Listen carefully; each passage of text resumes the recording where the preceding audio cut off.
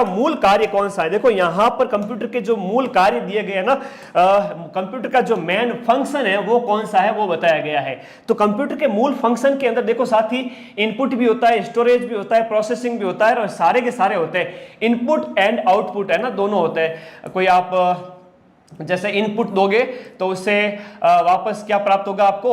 Output प्राप्त होगा। तो इनपुट है, आउटपुट है, स्टोरेज है, प्रोसेसिंग है, ये चार मुख्य कार्य हैं किसके? कंप्यूटर के। अगला, कंप्यूटर के भाग कितने होते हैं? कंप्यूटर के मुख्य भाग कितने होते हैं?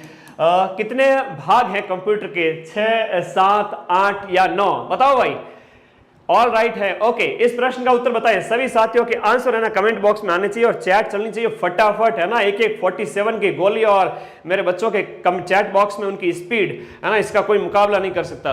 बताओ, टेस्ट सीरीज में 110 नंबर आ रहे, 115 नंबर आ रहे। अरे छोड़ो टेस्ट सीरीज को, मार्केट में लोग जानबूझ के हाई लेवल के टेस्ट देते हैं ताकि उनके टेस्ट की वैल्यू बढ़े, लेकिन बच्चे डर जाते हैं। तो टेस्ट सीरीज में वो मार्केट की टेस्ट सीरीज ये कांस्टेबल के रियल एग्जाम की टेस्ट सीरीज का मुकाबला कर ही नहीं सकती, है ना। मार्केट की टेस्ट सीरीज का वो तो लेवल ही नहीं होता ना उनका, तो वो तो कैसे ही क्वेश्चन उठा के दे देते हैं। जो रियल एग्जाम होगा उसमें आप बहुत बढ़िया करोगे, ये मेरा विश्वास है। Choose the best, lose the rest. मेरे कांस्टेबल वाले विद्यार्थी सबसे बेस्ट। ये कंप्यूटर के कितने 6 भाग हैं? आप लोग बता रहे हैं गुरुजी 6 भाग होते हैं। बिल्कुल, कंप्यूटर के कितने भाग होते हैं? कंप्यूटर के 6 भाग होते हैं। कौन कौन से भाग होते हैं एक एक करके मैं बात करूंगा। सबसे पहले हो गया आपका कौन सा? सेंट्रल प्रोसेसिंग यूनिट हो गया। उसके बाद क्या हो गया? इनपुट डिवाइसेज हो गया, चाहे आपका माउस है, कीबोर्ड है, व्हाटएवर जो भी है। फिर बाद में आपका आउटपुट डिवाइसेज हो गया, चाहे आपका प्रिंटर वगैरह हो गया, मॉनिटर हो गया, स्पीकर हो गया। These all are output devices. इसके बाद में आपकी मेमोरी यूनिट है। इसके बाद में कौन सी है? मेमोरी यूनिट हो जाती है, इसके अंतर्गत आ जाएगी मेमोरी यूनिट। और मेमोरी यूनिट में जैसे कि आपका रैम हो गया, है ना, तो मेमोरी यूनिट हो गया। उसके बाद में आपके सेकेंडरी द्वितीयक सेकेंडरी स्टोरेज हो गया, जो कि आपके लंबे समय तक स्टोर करने के काम आती है, स्थायी रूप से स्टोर करने में काम आती है। सेकेंडरी जो है मेमोरी हो गया, इसके अंदर प्राथमिक मेमोरी हो गया, फिर सेकेंडरी स्टोरेज हो गया, है ना, स्थायी रूप से स्टोर करने के लिए। और फिर आपकी कम्युनिकेशन डिवाइस, है ना, कम्युनिकेशन डिवाइस। अब एग्जाम में पूछा जाएगा निम्न में से कौन सा आपका कंप्यूटर का एक भाग नहीं है? उस समय आपको ये 6 नाम पता होने चाहिए, वरना भरोसे की भैंस क्या लाएगी? हमेशा की तरह गुरुजी पाडा ले आएगी, पाडा, और पाडा हमें दूध नहीं देता है, भैंस दूध देती है। इसलिए सीपीयू याद करो, इनपुट याद करो, आउटपुट याद करो, मेमोरी यूनिट याद करो, मेमोरी यूनिट से याद होगा, सेकेंडरी स्टोरेज डिवाइस याद करो, कम्युनिकेशन डिवाइस याद हो गई गुरुजी। चल मेरी ढोलकी डवाक के डम, किसका झिंटिया किसका तम। तीसरा प्रश्न कह रहा है कि कंप्यूटर में यूजर को, जो यूजर होता है ना, कंप्यूटर का जो यूजर है उसे क्या कहा जाता है? कंप्यूटर के यूजर को क्या कहा जाएगा? हाँ, भरत, दौलत, सचिन, तुलसीराम, बताओ भाई मेरे बच्चे। कंप्यूटर का जो यूजर है ना, उपभोक्ता है ना, जो उस यूजर जो उसको यूज कर रहा है, ह्यूमन है, ह्यूमन वेयर कहा जाएगा। क्या कहा जाएगा? ह्यूमन वेयर कहा जाएगा। कंप्यूटर को मशीन थोड़ी चलाती है, आदमी तो चलाता है, तो ह्यूमन वेयर इसको कहा जाएगा। अगले प्रश्न की ओर बढ़े। इस प्रश्न का फटाफट आंसर देना। देखो तुम्हारा आज पूरा टेस्ट ले रहा हूं, देखता हूं 200 में से कितना स्कोर करते हो। पेपर साथ में लेकर बैठना और बताना अक्सर 200 में से 150, 60, 70, 80, 90 मेरे सही हुए। बताना मुझे, लास्ट में बात करूंगा तुम लोगों से, है ना, कि आधुनिक कंप्यूटर का जनक किसे कहा जाता है? प्रश्न पूछा गया है कि आधुनिक कंप्यूटर का जनक है वो किसे कहा गया है?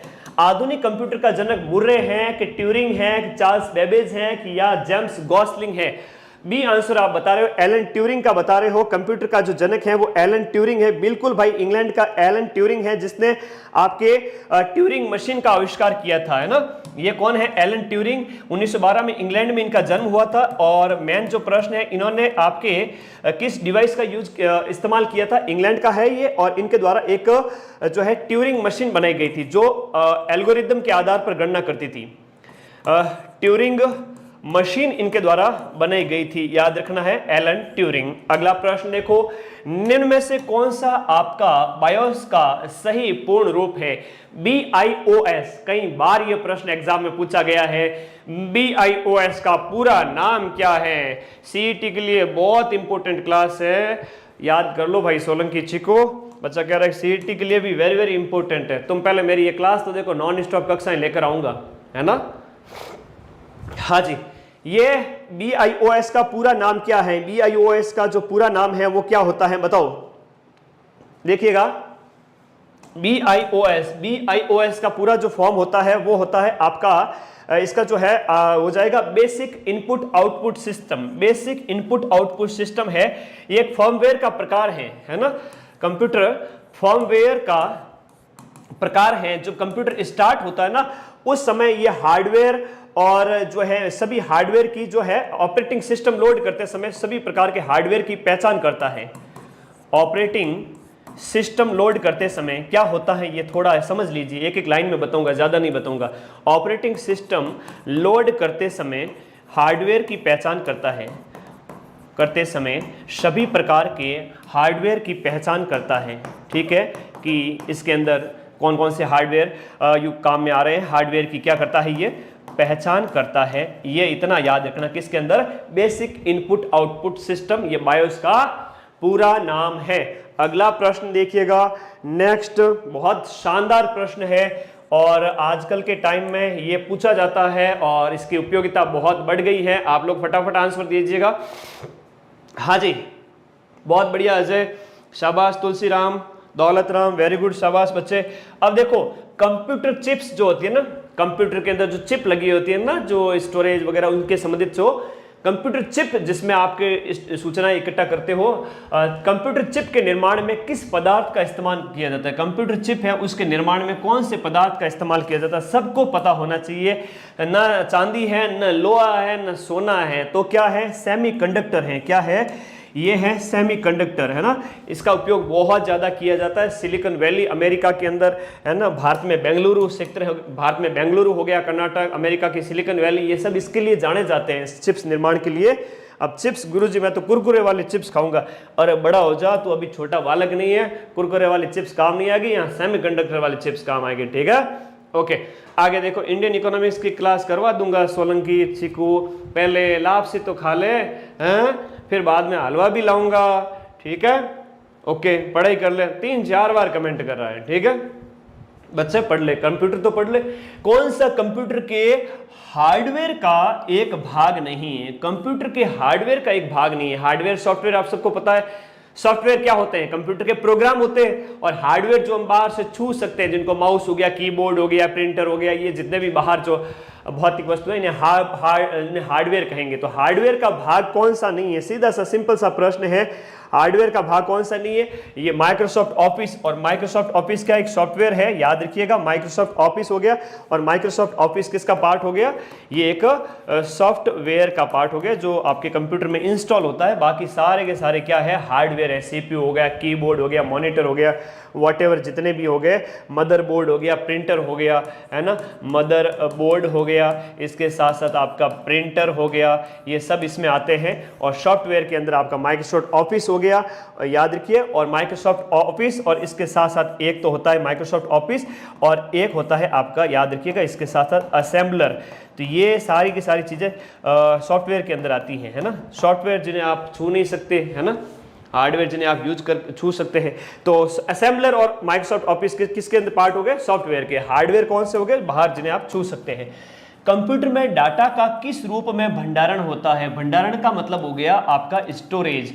यहां पर पूछा गया प्रश्न ये है कि कंप्यूटर में डाटा है वो किस रूप में भंडारित होता है, स्टोर होता है। कंप्यूटर के अंदर डाटा हमेशा बाइनरी के अंदर, है ना, बाइनरी नंबर के अंदर, याद रखिएगा, इसमें स्टोर होता है। बहुत अच्छा प्रश्न है, बार बार एग्जाम में पूछा जाता है, वेरी वेरी इंपॉर्टेंट प्रश्न है और बार बार एग्जाम में आता है। बाइनरी से आप क्या समझते हो, बाइनरी से मतलब होता है आपका, इसे द्विआधारी संख्या भी कहते हैं। हम क्या कहेंगे, द्विआधारी, बाइनरी को द्विआधारी संख्या कहते हैं। और इसे अगर हम देखें तो 0 और 1 से मिलकर बनती है। ये जो है बाइनरी संख्या 0 और 1 से मिलकर के बनती है, इसे द्विआधारी संख्या भी बोलते हैं।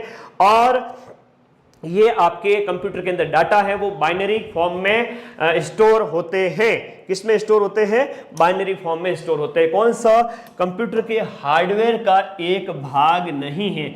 दिए गए में से कंप्यूटर के हार्डवेयर का पार्ट नहीं है। फटाफट आंसर आने चाहिए। ओके,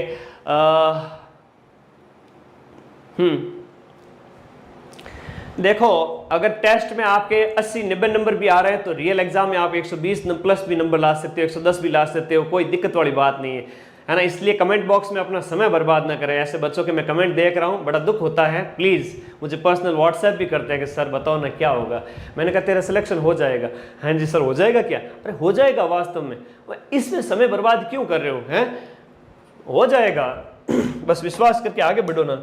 पढ़े फिर इससे बढ़िया 2 रिवीजन करते 2 पॉइंट का। हार्डवेयर का भाग कौन सा नहीं है? सीधा सा प्रश्न है, हार्डवेयर का भाग कौन सा नहीं है। यहाँ पर जो सीधा सा प्रश्न है वो आपके हार्डवेयर, ये आपका MS ऑफिस नहीं है। डाटा किस रूप में होता है? बाइनरी में होता है। इसके बाद कंप्यूटर में बस क्या होती है? हाँ जी, कंप्यूटर में बस क्या है बताओ फटाफट। हाँ, प्रजामंडल वाला वीडियो भी अपलोड कर दूंगा, ठीक है। कंप्यूटर में बस का मतलब क्या होता है? कंप्यूटर में बस की हम बात करें तो बस क्या होता है आपका, ये एक कम्युनिकेशन सिस्टम होता है। विशेष रूप से आपको याद करें, जानकारी संचित करने के लिए, जानकारी संचरित करने वाले फिजिकल वायर का एक सेट होता है, इसे हम बस कहेंगे। अगर हम कहें तो ये कम्युनिकेशन सिस्टम होता है। क्या होता है? बस कम्युनिकेशन सिस्टम है।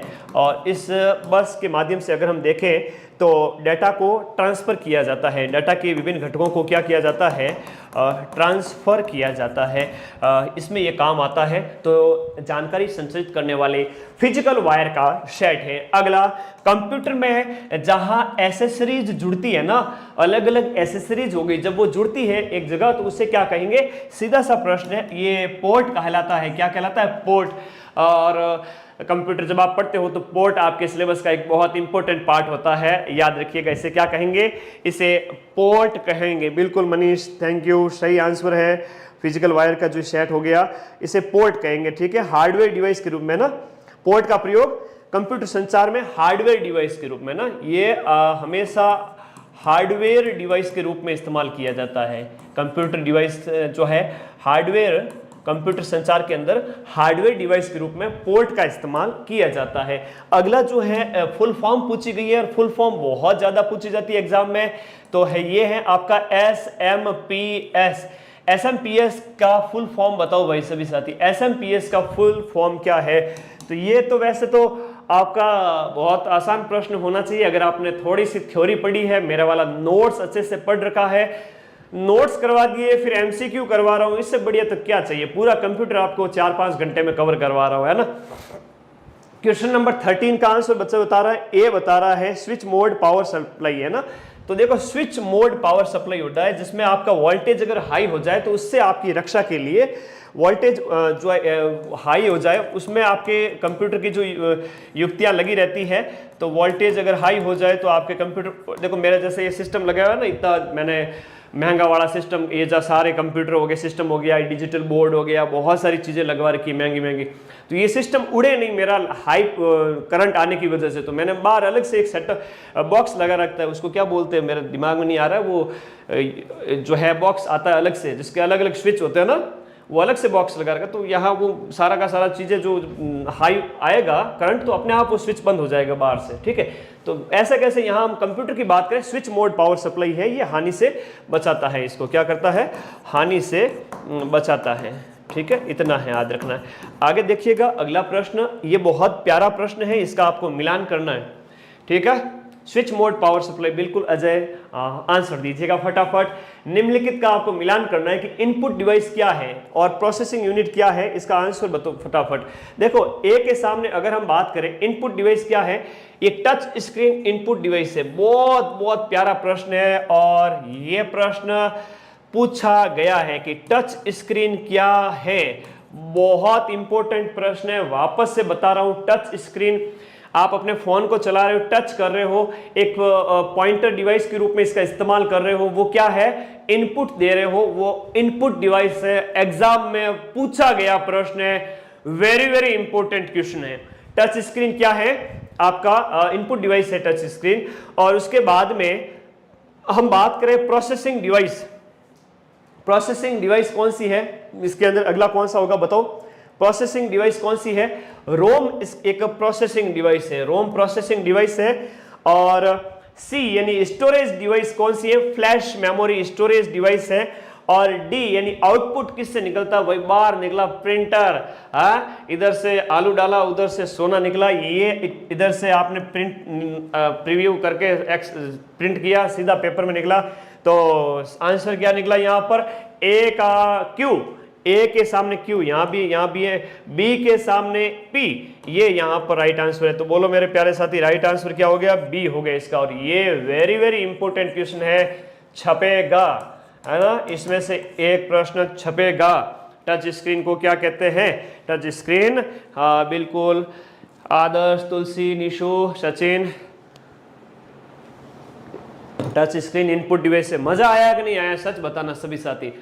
क्वेश्चन लेवल के है ना, अच्छे है ना, मजा आ रहा है तो फिर अपने इस चैनल को सारे साथी सब्सक्राइब करके जरूर रख लेना। अगला प्रश्न, वाईफाई क्या है, मिलान करना है यहाँ पर आपका। दिए गए में से निम्नलिखित में से कौन सा युग्म शेष से भिन्न है। देखो wifi modem, Chrome cable, file hard drive और चार्जिंग केबल, दिए गए में से यहाँ पर आपका जो युग्म है जो कौन सा भिन्न है, तो सी, अब अगर हम बात करें सी, फाइल और हार्ड ड्राइव, है ना, ये अलग है। बाकी सारे के सारे अगर हम बात करें, क्रोम है वो आपके, देखिएगा, हाँ जी, देखो फाइल हार्ड ड्राइव आती है, सही है।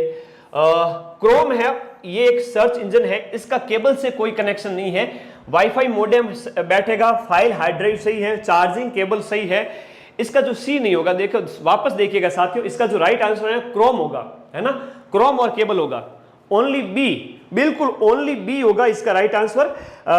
ये आपका वेब ब्राउजर है। क्रोम क्या होता है, क्रोम एक वेब ब्राउजर है ना, गूगल क्रोम आप सभी चलाते हैं, ये वेब ब्राउजर है, ये वेब ब्राउजर है जिसका केबल से कोई कनेक्शन नहीं है, वाईफाई मोडेम है और फाइल हार्ड ड्राइव है। तो केवल और केवल ऑप्शन क्या हो गया, बी, है ना, केवल और केवल ऑप्शन बी यहाँ पर राइट है, केवल बी ऑप्शन है ना, ये सी वाला राइट हो गया, सी वाला राइट हो गया ना, बी। थोड़ा समझने की बात है ना, बहुत बढ़िया, शाबाश, बिल्कुल हितार्थ। अगला प्रश्न, हार्डवेयर जो इक्विपमेंट है, उपकरण है से कंप्यूटर बना होता है, हार्डवेयर जिन्हें आप छू सकते हो उस उपकरणों से बना होता है कंप्यूटर। कौन कौन से उपकरण होते हैं उसमें अगर हम बात करें तो मॉनिटर है, सीपीयू है, कीबोर्ड है, माउस है। इसमें दिए गए में से जो पहला प्रश्न है ना, पहला ऑप्शन ही इसका राइट आंसर है, ए इज द राइट आंसर। क्यों, क्योंकि मॉनिटर है, फिर सीपीयू है, कीबोर्ड इसमें भी है, माउस इसमें भी है, प्रोग्राम की जगह यहाँ सॉफ्टवेयर और नेटवर्क है, तो यहाँ प्रोग्राम को हमने कट किया है, इधर हमने प्रिंटर को कट किया है, इधर हमने एप्लीकेशन इनको कट किया, तो यहाँ पहले वाला ऑप्शन है वो राइट होगा। ये भी एक बहुत अच्छा प्रश्न है। कॉपी में लिखे क्या सर, अरे सुमन बच्चे लिखने की जरूरत नहीं है, पीडीएफ दे दूंगा माइंड मैप टेलीग्राम पर, ठीक है, तो उस पीडीएफ को याद करते रहना। अगर प्रिंट निकलवाना है तो एक पेज पे 6-7 प्रिंट निकलवाना है। कितने, एक पेज पर 6 से 7 क्वेश्चन रख के प्रिंट भी निकलवा सकते हो, वो तुम्हारी इच्छा है, ठीक है, वो सब तुम्हारी इच्छा है। मैं वो प्रिंट दे दूंगा तुमको, चिंता ही मत करो, डोंट वरी भाई, तुम लोग मुझे बहुत अच्छे लगते हो, ठीक है। तो आप लोगों के लिए तो है ये। आज तो लाइट चली गई थी, मेरे तो टेंशन हो गई बहुत ज़्यादा, है ना। तुम्हें पता है मेरे क्लास तैयार करने से लेकर अगले 24 घंटे बहुत इंपॉर्टेंट होते हैं। हर क्लास से पहले मेहनत करता हूँ, मेरी टीम नहीं बिठाता मैं, अगर मैं टीम बिठाने लग गया तो हूबहू प्रश्न नहीं मिलेंगे। टीम वो बच्चे हैं जो अभी नए नए मार्केट में होते हैं, पढ़ना स्टार्ट करते हैं, उनसे मैं क्वेश्चन कैसे बढ़वा सकता हूँ, है ना। अभी मैं सारा खुद ही संभालता हूँ, इसीलिए हूबहू प्रूफ देता हूँ। राजस्थान के अंदर ये बड़ी बात नहीं है, मैं खुद की तारीफ नहीं कर रहा हूँ, बल्कि ये एक हकीकत है कि जिनकी टीम बैठती है वो प्रूफ भी नहीं देते, ठीक है। अभी मैं सारा खुद ही कर रहा हूँ। तुम लोग दुआ करो कि मेरी ये हिम्मत सलामत रहे और आगे मैं कितने भी, मेरे 1 लाख की जगह 10 लाख बच्चे भी मेरे पास हो, तब भी मैं सीना ठोक के कहूँ कि आज भी मैं प्रश्न बनाता हूँ बच्चों के लिए बैठ करके। ओके,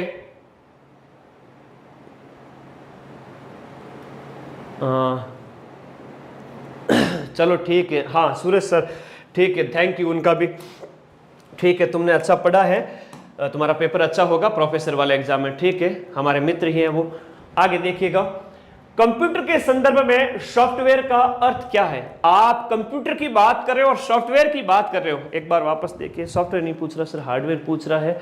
आंसर सी होगा। दीपेश कौन सा कह रहा है? एक सेकंड दीपेश, एक सेकंड बच्चे, शेयर में कोई कमी नहीं रहनी चाहिए। किसका बात कर रहे हो, किसकी बात कर रहे हो, किसकी बात कर रहे हो? हाँ, पहले इसका आंसर भाई ए ही होगा, है ना? इसका आंसर ए ही होगा प्यारे बच्चे। सॉफ्टवेयर और नेटवर्क ही होगा, इसमें ए ही होगा दीपेश, है ना? दीपेश तुमने क्लास में डिस्टर्ब काहे कर रही है? देखो आगे देखो, कंप्यूटर के संदर्भ में सॉफ्टवेयर का मतलब, देखो सॉफ्टवेयर क्या होता है? सॉफ्टवेयर प्रोग्राम है। अब सॉफ्टवेयर की भी अलग अलग नाम है। चलो मैं आप लोग कंफ्यूज नहीं हो इसलिए मैं सॉफ्टवेयर के अलग अलग नाम आपको बता देता हूं। कंप्यूटर के संदर्भ में सॉफ्टवेयर की हम बात करें, इसे प्रोग्राम एप्लीकेशन भी कहेंगे। इसे आप प्रोग्राम कह दो, सॉफ्टवेयर को आप प्रोग्राम भी कह सकते हो, इसे आप एप्लीकेशन भी कह सकते हो, इसे आप प्रोग्राम भी कह सकते हो, एप्लीकेशन भी कह सकते हो, ये एक ही बात है। तो यहां पर क्या हो गया? कंप्यूटर प्रोग्राम है, सॉफ्टवेयर क्या होता है? प्रोग्राम होता है। बहुत सारे सॉफ्टवेयर इंस्टॉल करवाए, मेरा जीव जानता है, ठीक है। तो जो ये सामने जो ये दिख रहा है ना, ये डिजिटल बोर्ड, इसकी प्राइस 50,000 एक्स्ट्रा लग गई एक बढ़िया वाला सॉफ्टवेयर डलवाने की वजह से। समझ रहे हो तुम इस बात को? ओके, तुम किसका कह रहे हो बच्चे? ठीक है, नहीं नहीं राइट है, मुझे व्हाट्सएप कर देना बनना। ये बच्चा कमेंट कर रहा है, तो मैं स्क्रीनशॉट लेके मुझे व्हाट्सएप करना। मेरा आंसर जो था वो पीछे वाला सॉफ्टवेयर वाला सही था, ठीक है। सी तो बैठेगा ही नहीं, उसमें प्रिंटर वगैरह सारी चीजें आई हुई है। चलो आगे बढ़ते हैं। निम्न में से कौन सा सीपीयू का एक भाग है? देखो सीपीयू के भाग के बारे में पूछा गया, बहुत इंपॉर्टेंट है। सीपीयू के पहले पार्ट समझ लो कितने होते हैं। अगर ये आपको पता है ना तो आप कैसे भी प्रश्न का उत्तर दे सकते हो। सीपीयू के जो पार्ट्स हैं उनकी हम बात करें, सीपीयू के अगर हम पार्ट्स की बात करें तो तीन, हम यहाँ प्रमुख पार्ट की बात करें। पहले तो आपका हो गया तीन भाग होते हैं इसके, ना तीन भाग। कंट्रोल यूनिट होता है, नंबर एक की अगर हम बात करें तो ये आपका कंट्रोल यूनिट होता है, फिर मेमोरी यूनिट होता है, कंट्रोल यूनिट होता है, इसके बाद में मेमोरी यूनिट होता है, मेमोरी यूनिट होता है, कंट्रोल यूनिट होता है, इसके बाद सी है आपका एएलयू। एएलयू मतलब अरिथमेटिक लॉजिक यूनिट। ये आपका एएलयू कई बार एग्जाम में पूछा गया, बहुत इंपॉर्टेंट प्रश्न है और 100+ तुम जा चुके हो। हितार्थ बहुत बढ़िया आंसर है। मोगेम्बो खुश हुआ, शाबाश, कितना प्यार करते हो तुम लोग मेरे से, हैं? बड़ा अच्छा लगता है मेहनत करने के बाद भी, जब मेहनत करने के बाद इस तरह से रिजल्ट मिलते हैं, बहुत अच्छा लगता है ना। इसका फुल फॉर्म एग्जाम में पूछा जाता है, इसकी फुल फॉर्म है अरिथमेटिक एंड लॉजिक यूनिट, है ना, arithmetic and logic unit, arithmetic and logic unit, arithmetic and logic unit. अब तुम लोग ये बताओ कि अपने इस चैनल को 1 लाख का कब तक कर रहे हो, ये बताओ। 1 लाख बच्चे कब तक कर रहे हो, ये बता दो फटाफट। 1 लाख विद्यार्थी इस चैनल पर 31 मई से पहले हो जाएंगे क्या? लगा दो अपना दम, ठीक है। और उससे पहले मैं वादा करता हूं 31 मई से पहले साइंस भी कराऊंगा, India history, India geography, India polity, सारी मैराथन लगा दूंगा। करंट अफेयर्स, अगली क्लास करंट अफेयर्स की है। पिछले 5 महीने के 200 बेहतरीन प्रश्न, दिन रात एक करके मेहनत कर रहा हूं, कसम से सारे एक प्रश्न बढ़िया वाले, India GK, Rajasthan current affairs, India current affairs, world current affairs, एक प्रश्न छांट के तैयार कर रहा हूं। 31 मई से पहले अपन 1 लाख होने वाला है, लगा दो अपना जोर। चलो अगला प्रश्न, पूर्व निर्धारित क्रम में डाटा की जो व्यवस्था होती है ना, डाटा का जो अरेंजमेंट है जो पूर्व निर्धारित व्यवस्था के अंदर, उसे क्या कहेंगे? उसे प्रोसेसिंग कहेंगे या सॉर्टिंग कहेंगे, कोडिंग कहेंगे या क्लासिफाइंग कहेंगे? आजकल ऐसे प्रश्न बहुत इंपॉर्टेंट है, ऐसे प्रश्न पूछे जाते हैं। इसे प्रोसेसिंग कहा जाता है। इसे क्या कहा जाएगा? प्रोसेसिंग कहा जाएगा। ध्यान रखिए, डाटा की पूर्व निर्धारित क्रम की व्यवस्था होती है।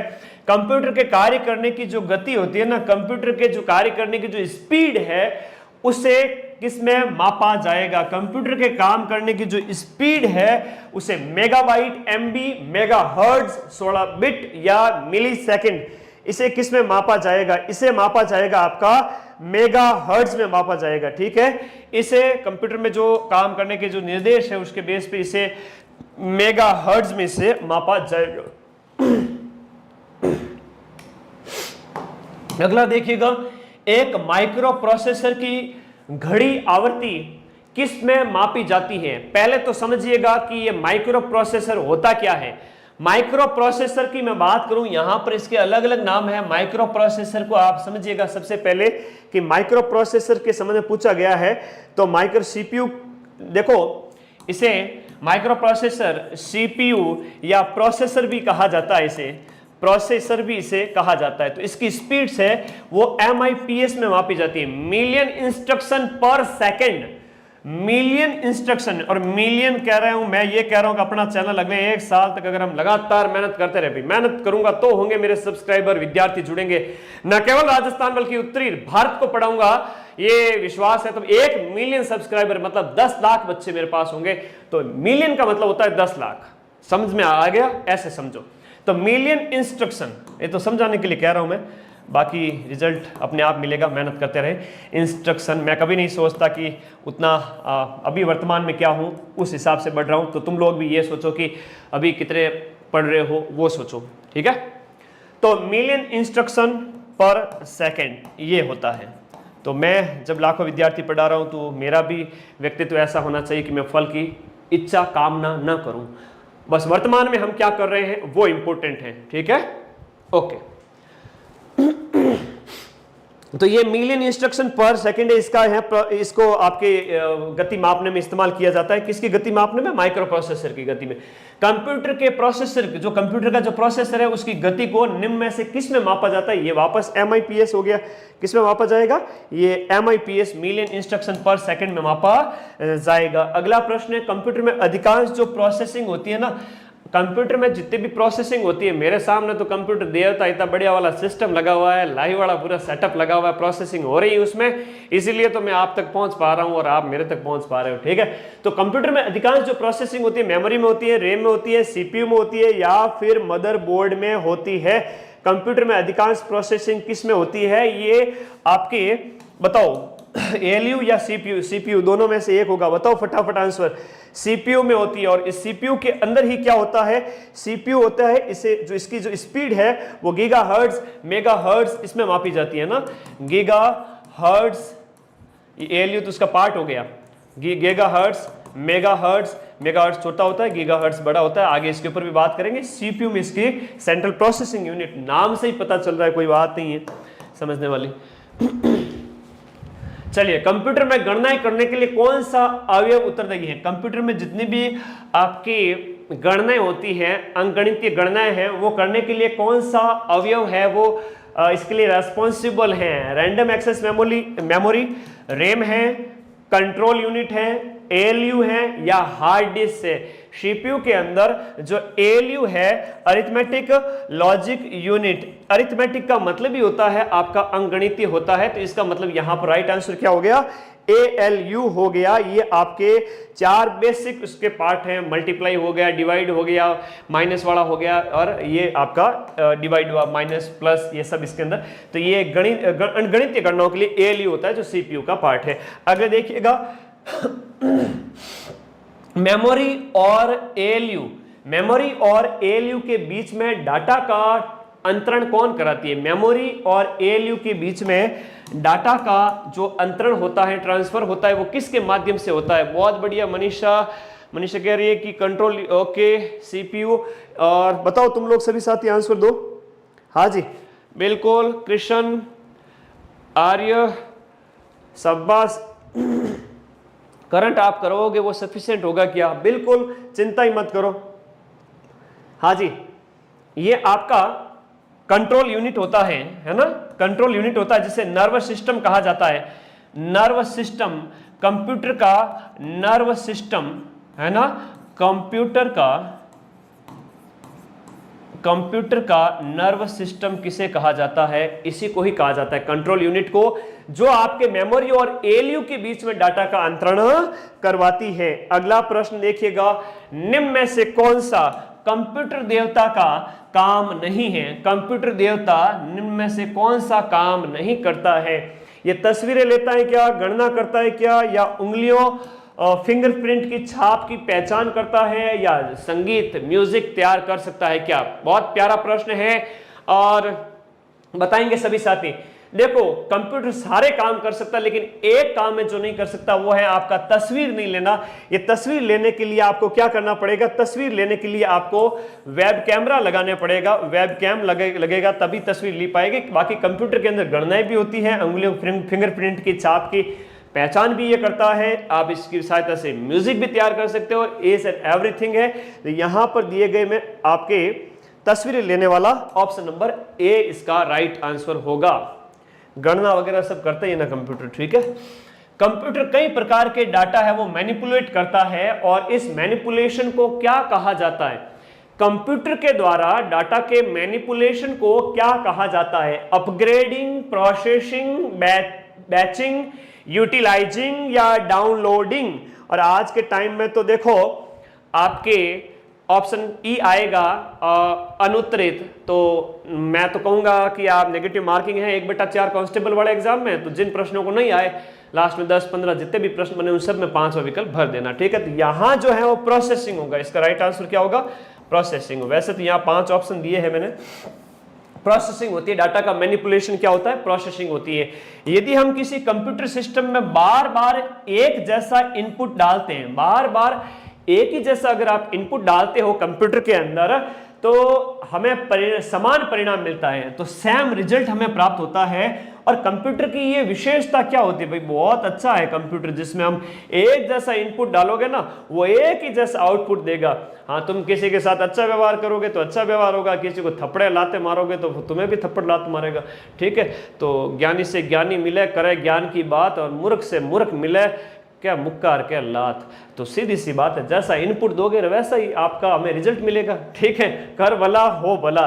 तो कहने की बात है इस विशेषता को क्या कहा जाएगा, इंपॉर्टेंट क्वेश्चन है जो ये जो इस विशेषता है, आपका एक जैसा इनपुट डालोगे, ये विश्वसनीयता है कि रिलायबिलिटी है, कंप्यूटर के ऊपर आप विश्वास कर सकते हो। ऐसा नहीं कि आपने 2 लिखा वो उसका 3 कर देवे, ऐसा नहीं है। जैसा डाटा डालोगे इनपुट दोगे वैसा का वैसा ही काम करेगा, that is called reliability.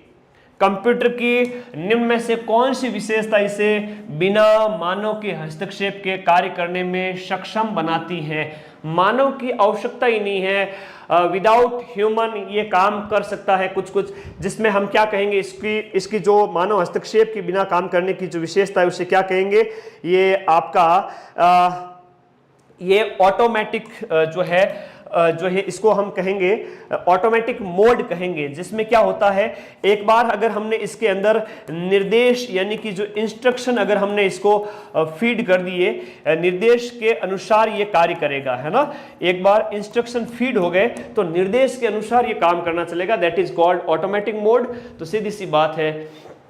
Okay, आगे बढ़िएगा। नेक्स्ट, विभिन्न समस्याओं को हल करने का लचीलापन कंप्यूटर की विशेषता को दर्शाता है। कई सारी प्रॉब्लम्स होती हैं जिसमें कंप्यूटर लचीलापन, फ्लेक्सिबिलिटी दिखाता है कि इजी है। लचीलापन कंप्यूटर की जो विशेषता है, विभिन्न समस्याओं को हल करने का लचीलापन, ये कंप्यूटर की एक विशेषता है, इसे हम क्या कहेंगे। और ऐसा प्रश्न आजकल पूछा जा रहा है, ट्रेंड जो मैंने देखा है, ऐसा प्रश्न पूछा जा रहा है विगत 2-3 साल में, इसे क्या कहेंगे।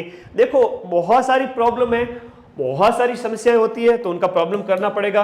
तो वर्सेटाइलिटी है ना, ये वर्सेटाइल है कि बहुत सारे ये ऑलराउंडर की भूमिका निभा सकता है, वर्सेटाइल है, बहुविज्ञता इसे कहा जाएगा। ये विशेषता बहुविज्ञता कहलाएगी। फ्लिकिंग कर ना, ये बहुविज्ञता कहलाएगी। वैक्यूम ट्यूब, अब देखो कंप्यूटर के परिचय को, कंप्यूटर के विकास को हम पढ़ रहे हैं, ध्यान दीजिएगा मेरे साथियों। बहुविज्ञता हो गया। जो वैक्यूम ट्यूब होती है, जो ट्रांजिस्टर है, इससे स्थानांतरित किए गए थे। वैक्यूम ट्यूब है वो ट्रांजिस्टर से स्थानांतरित किए गए थे। वैक्यूम ट्यूब की जगह ट्रांजिस्टर, ये आपके यहां पर कौन सी पीढ़ी की विशेषता है, तो वैक्यूम ट्यूब को ट्रांजिस्टर से स्थानांतरित, ये दूसरी पीढ़ी की विशेषता है, जहां वैक्यूम ट्यूब को ट्रांजिस्टर से स्थानांतरित किया गया। पहले वैक्यूम ट्यूब थी, बाद में ट्रांजिस्टर आ गया। ये जो कंप्यूटर की पीढ़ी थी, ये सेकंड पीढ़ी थी, जहां पर आपके ट्रांजिस्टर का प्रयोग किया गया। किसकी जगह, ट्यूब की जगह ट्रांजिस्टर आ गए थे, ट्यूब से ट्रांजिस्टर आ गए, फिर धीरे धीरे विकास होता है। आगे देखिएगा, जो चार्ल्स बेबेज महोदय हैं, जिनका नाम आप कंप्यूटर जब पढ़ते हो तो हमेशा पढ़ते आ रहे हो बचपन से ही, तो चार्ल्स बेबेज द्वारा डिजाइन किया गया जो पहला यांत्रिक कंप्यूटर, अब चार्ल्स बेबेज द्वारा जो तैयार किया गया पहला यांत्रिक कंप्यूटर है, उसे क्या कहा गया था? इसे एबेकस कहा गया था। आप लोग मुझे पता है मैक्सिमम एबेकस आंसर दोगे। क्या मैं गलत हूं? अगर मैं गलत हूं तो मुझे गलत प्रूव कर लो और सही उत्तर दे दो। बी आएगा सर, बी आएगा, बी बी बिल्कुल सही है मेरे भाई, बहुत बढ़िया पढ़ाई कर रहे हो और मुझे तुम्हारे ऊपर विश्वास है, मुझे तुम्हारे ऊपर विश्वास है कि वो सोच रहे थे कि तमाशा होगा, मैंने चुप रहकर बाजी पलट दी और महफिल में समा बांधना था, मैं वर्दी पहनकर गया और शमा अपने आप बंध गया। ठीक है, तो वर्दी के दीवानों का जो स्वागत है मुझे बड़ा अच्छा लगता है। मेरे खुद के घर में भी वर्दी है तो मुझे बड़ा अच्छा लगता है। मेरे भाई को मैंने जिस तरह से गाइड किया, उसने एक नहीं 2 बार और बहुत शानदार तरीके से मेहनत करके दिल्ली गवर्नमेंट के अंदर टीजीटी जो PGT first grade exam crack किया, उसके बाद सब इंस्पेक्टर एग्जाम क्रैक किया और सब इंस्पेक्टर 2021 वाला भी क्रैक किया, पटवारी एग्जाम क्रैक किया, उसने एक के बाद एक 4-5 एग्जाम क्रैक किए। तो मुझे आपके अंदर भी विजय दिखाई देता है, छोटा भाई बहन दिखाई देता है कि मेरे ये बच्चे सक्सेस होंगे। बड़े भाई को क्या चाहिए होता है? छोटे भाई बहन कामयाब हो जाए। तो प्लीज आप मेरे इस इच्छा को पूरी कर रहे हैं और आपकी मेहनत सही है, बहुत बढ़िया, शाबाश, आपकी मेहनत राइट डायरेक्शन में है। तो एनालिटिकल इंजन मेरा जीवन का सपना हुआ करता था 1-2 साल पहले कि 2-3 साल पहले कि मेरा भाई कामयाब हो जाए, गवर्नमेंट एग्जाम में लग जाए। मुझे पता था मैं तो ऑलरेडी इस फील्ड में हूं तो मुझे उस तरफ जाने की आवश्यकता ही नहीं है। लेकिन जैसे ही वो सक्सेस हुआ तो एक अब मैं किसको सक्सेस करूं, तो मेरे जो ये बच्चे हैं लाखों की संख्या में, इनको सक्सेस करना अब जीवन भर का उद्देश्य बना लिया है। तो ये मेरा विश्वास, मां सरस्वती का आशीर्वाद, बस हम आगे बढ़ते चलेंगे। तो चार्ल्स बेबेज का जो एनालिटिकल इंजन है, ये सबसे पहले चार्ल्स बेबेज ने बनाया था। एनालिटिकल इंजन है, ये राइट आंसर हो जाएगा इसके अंतर्गत। विश्लेषणात्मक इंजन जिसे कहेंगे, इसका आविष्कार कब किया था इन्होंने? 1837 ईस्वी के अंदर किया था। और इसे अगर हिंदी में कहें तो विश्लेषणात्मक इसे हम क्या कहेंगे? विश्लेषणात्मक इंजन कहेंगे, विश्लेषणात्मक इंजन इसे हम कहेंगे। और ये चार्ल्स बेबेज ने बनाया था, 1837 के अंदर बनाया था। यह भी आप लोगों को याद रखना है। बहुत बढ़िया, धन्यवाद। अनिल कमेंट मत कर भाई बार बार, कितने नंबर आ रहे हैं मॉक टेस्ट में? अरे मॉक टेस्ट वालों को खुद को नहीं पता है कांस्टेबल का पेपर कैसा आएगा, ठीक है? इसलिए मॉक टेस्ट वालों के चक्कर में मत पड़ो, ठीक है? आप मॉक दे रहे हो तो प्रश्नों का अभ्यास कर लीजिए, that is only net practice जो आपको बहुत आगे ले जाएगी। बट प्लीज डीमोटिवेट ना हो, ये मॉक टेस्ट वाले नंबर से परेशान ना हो। मेरे पास रोज 50-100 कॉल मैसेज आ जाते हैं दिन में कि सर कांस्टेबल वालों के, सिर्फ कांस्टेबल वालों के सर इतने नंबर आ रहे हैं, क्या होगा? बाकी वाले तो अभी जैसे सीटी आएगी तो फिर वो बच्चे भी कॉल मैसेज करके परेशान करेंगे, पूछते रहते हैं सर इतने नंबर आ रहे हैं, क्या करें? डरो मत, जो होगा अच्छा होगा। और ये जवानी है, और इस जवानी में अगर डर लग रहा है ना तो बेकार है ये जवानी, ठीक है? आत्मबल हमेशा मजबूत रखो।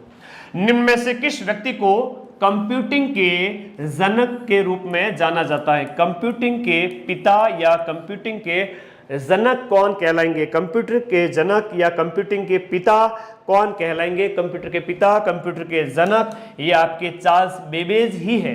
कौन है? चार्ल्स बेबेज ही है। बहुत बढ़िया, राइट आंसर है।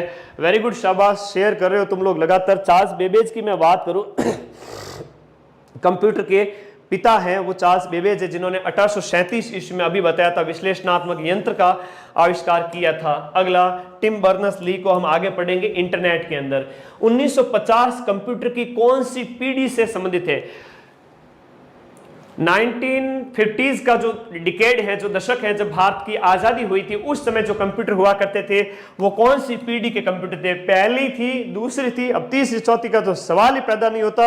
1942 से लेकर के 1942 से लेकर के 1955 जो टाइम था वो आपके पहली पीढ़ी का टाइम था, जहां पर वैक्यूम ट्यूब का प्रयोग किया गया था। किसका प्रयोग किया गया था? वहां पर वैक्यूम ट्यूब का प्रयोग किया गया था। और मैंने जो नोट्स दिए हैं माइंड मैप टेलीग्राम पर, और माइंड मैप टेलीग्राम पर जो मेरे नोट्स हैं प्यारे साथी, एक बार उनको जरूर देखना, फिर इस क्लास को जरूर देखना। वो नोट्स पढ़ लेना, शॉर्ट में बताया मैंने सारी चीजें, कंप्यूटर का विकास सिर्फ एक एक लाइन के अंदर। पढ़ लोगे ना? एक बार कमेंट बॉक्स में ऐसे करके भेजोगे यस सर हम पढ़ लेंगे। बहुत भोले बालक हो तुम। सीईटी के फॉर्म जून में निकलेंगे, डोंट वरी। इंटीग्रेटेड सर्किट जो है आईसी, इंटीग्रेटेड सर्किट सबसे पहले कहां प्रयुक्त किए गए थे? पहले वैक्यूम ट्यूब था, दूसरे में ट्रांजिस्टर था, तो आईसी चिप है वो कौन सी पीढ़ी के अंदर इस्तेमाल किया गया था? आईसी चिप आपका तीसरी पीढ़ी के अंदर इस्तेमाल किया गया था। ये बात है 1958 की। कब की बात है? 1958 की है। और इस जेएस कैल्बी ने इसका आविष्कार किया था सबसे पहले। जेएस किल्बी, इनके द्वारा इसका क्या किया गया था? सबसे पहले विकास किया गया था और तीसरी पीढ़ी के कंप्यूटर में आईसी चिप का इस्तेमाल किया गया। और ये जो आईसी चिप होते हैं ना, ये किससे बने होते हैं साथियों? ये गुरुजी सिलिकॉन से बने होते हैं ना। ये किससे बने होते हैं? सिलिकॉन से निर्मित होते हैं, सिलिकॉन से बने होते हैं। और सिलिकॉन वैली कहाँ है? अमेरिका के अंदर है। भारत में सिलिकॉन वैली की तरफ से कौन फेमस है? बेंगलुरु फेमस है, कर्नाटक के अंदर। तो हो गया, आगे बढ़ते हैं। पहली पीढ़ी, दूसरी पीढ़ी, तीसरी पीढ़ी तक याद हो गया। अब चौथी पीढ़ी की बात करें तो चौथी पीढ़ी के कंप्यूटर के निर्माण में जो प्रयोग किया गया था तो वो क्या था? Vacuum tube, transistor, IC chip, silicon से बनी हुई 1958 में आ गई थी। उसके बाद चौथी पीढ़ी आई और चौथी पीढ़ी के अंदर 76 से जो 89 का जो टाइम पीरियड था, 1976 से लेकर के 1989 का जो टाइम पीरियड था, that is called fourth generation. और इस फोर्थ जनरेशन के अंदर इंटीग्रेटेड जो सर्किट है उसकी वही है आपके यहाँ पर, आपके चौथी पीढ़ी के अंदर यहाँ पर जो इस्तेमाल किया गया था ये आपका आईसी चिप्स थे, है ना। ये इसी के अंतर्गत रहेंगे, आईसी चिप्स ही रहेंगे, याद रखिएगा। VLSI जो टेक्निक है इसका इस्तेमाल किया गया था उस समय। VLSI तकनीक का उपयोग, इसका इस्तेमाल जो है माइक्रो प्रोसेसर के लिए किया गया था। ठीक है, माइक्रो प्रोसेसर है तो किसका इस्तेमाल किया गया था? ये आपका VLSI का इस्तेमाल किया गया था। इसमें आईसी चिप्स वगैरह इस्तेमाल हो रहे थे। चौथी पीढ़ी है। अब इसके बाद में डेस्कटॉप जो कंप्यूटर है जो आपकी टेबल पर लगा हुआ होता है, उस डेस्कटॉप को क्या कहेंगे? That is personal, that is mine PC, personal computer. तो ये हो गया पीसी होगा, इसको क्या कहेंगे? पीसी कहेंगे। तो कंप्यूटर का जो वर्गीकरण है ना, वो मैंने उस नोट्स के अंदर बहुत शानदार दिया। अब आप लोग मुझे कमेंट बॉक्स में ये बताओ कि माइंडमैप टेलीग्राम पर जो नोट्स मैंने स्टार्टिंग में आपको बताए थे वो किस किस बच्चे ने क्लिक करके डाउनलोड करके कष्ट किया और खोल के देखा और पढ़ाई की वापस से? नहीं, ये तो वापस देख लेना, ठीक है, नहीं तो मोगेम्बो बुरा मान जाएगा। कमेंट टेलीग्राम में जाकर के वापस आज ही वो नोट्स एक बार खंगाल लेना। कुछ नहीं करना, एक रीडिंग मारनी है और छोड़ देना है, अपने आप दिमाग में छपेगा। और नहीं छपे तो दूसरे दिन सुबह उठ करके वापस पढ़ लो। एक बार 1 घंटे 2 घंटे में पढ़ के छोड़ दो, तीसरे दिन वापस देखो, चौथे दिन वापस देखो, 3-4 बार पढ़ने के बाद में तो अपने आप याद होगा। पढ़ाई बहुत आसान है, बस पढ़ाने वाला समझाता नहीं, कोई तरीका नहीं बताता। तो मैंने अब तरीका बता दिया, तुम गलती मत करना। ये पीसी हो गया, याद रहेगा, बहुत आसान था। अगला प्रश्न देखोगे यहां पर कंप्यूटर के वर्गीकरण बहुत आसानी के साथ नोट्स में समझाया हुआ था। इसको आप समझे क्वेश्चन के माध्यम से। कंप्यूटर का वर्गीकरण, और मेरे नोट्स से मैक्सिमम क्वेश्चन मिल जाएंगे। अभी जूनियर अकाउंटेंट के अंदर जो कंप्यूटर वाला पार्ट था उससे भी क्वेश्चन आए थे। आपका संगणक वाला पेपर था, उसमें भी मैंने प्रूफ दिए थे यूट्यूब पर हूबहू के। ठीक है, कई सारे क्वेश्चन आपके मेरे इन नोट्स में से आए, वापस कांस्टेबल एग्जाम में भी आएंगे, डोंट वरी। ठीक है, ये तो तुम लोग मेरे को 2-3 घंटे की क्लास में मैं आपको 70, 80, 85, 90% तक क्वेश्चन मिला रहा हूं। मान लो किसी वीडियो कोर्स में मैं डिटेल में पढ़ा रहा होता तो मैं कहता कि मैं 98% तक क्वेश्चन मिला था और यूट्यूब पर सीना ठोक के एक प्रश्न का प्रूफ देता और आगे दूंगा भी। ठीक है, चलो। कंप्यूटर का वर्गीकरण का प्रकार नहीं है, कंप्यूटर का टाइप कौन सा नहीं है। तो कंप्यूटर का टाइप एक नहीं है, इलेक्ट्रिकल कंप्यूटर नहीं होता है, बल्कि एनालॉग होता है, डिजिटल होता है, हाइब्रिड होता है, तीनों है। लेकिन आपका ऑप्शन नंबर ए यानी इलेक्ट्रिकल कंप्यूटर नहीं होता है। भारत में निर्मित किया गया पहला सुपर कंप्यूटर, भारत में निर्मित किया गया पहला सुपर कंप्यूटर कौन सा है? बताओ भाई। भारत में बना पहला सुपर कंप्यूटर सबको पता है, कौन सा है? आंसर आना चाहिए। आकाश है कि परम है कि अर्जुन है कि सिद्धांत है? वे आकाश, अर्जुन, सिद्धार्थ है हमारा पड़ोसी और राइट आंसर है आपका परम है। कौन है? परम हमारा यहाँ पर परम मित्र है, राइट आंसर है। और ये बच्चे का राइट कमेंट भी आ रहा है, बहुत बढ़िया, शाबाश। देखिएगा आकाश, ये हो गया, परम हो गया। लेकिन परम को किसने विकसित किया? शी डैक ने विकसित किया है ना। ये अगला प्रश्न शी डैक के ऊपर ही आ गया। परम का विकास, और परम का जो विकास है वो किसने किया है? सीडैक ने किया है। और सीडैक कहाँ है गुरुजी? पुणे में स्थित है। कब स्थापना हुई सीडैक की? आगे बात करें। सेंट्रल डिपार्टमेंट जो कंप्यूटर और उससे रिगार्डिंग है। सीडैक का संबंध किससे है? कंप्यूटर से है कि टीवी से है कि टेलीमेट्रिक्स से है, किससे है? तो सीडैक है वो आपका कंप्यूटर से संबंधित है। देखो सीडैक के बारे में बात करूं प्यारे साथी, ये सीडैक क्या है कि अर्ध सरकारी कंपनी है। क्या है? सेमी गवर्नमेंट अर्ध सरकारी कंपनी है। सीडैक एक अर्ध सरकारी कंपनी है जो पुणे में स्थित है, पुणे महाराष्ट्र में स्थित है। और इसकी जो स्थापना हुई गुरुजी वो भी बता दीजिए, मजा आ जाएगा। 1984 में इसकी क्या हुई थी? स्थापना हुई थी। तो बोलो मेरे साथी, मेरे साथ साथ क्लास में सब कुछ याद करवा देता हूं आप लोगों को। एक सेमी गवर्नमेंट कंपनी है और कंप्यूटिंग से संबंधित है। पुणे में इसकी स्थापना 1984 के अंदर हुई थी।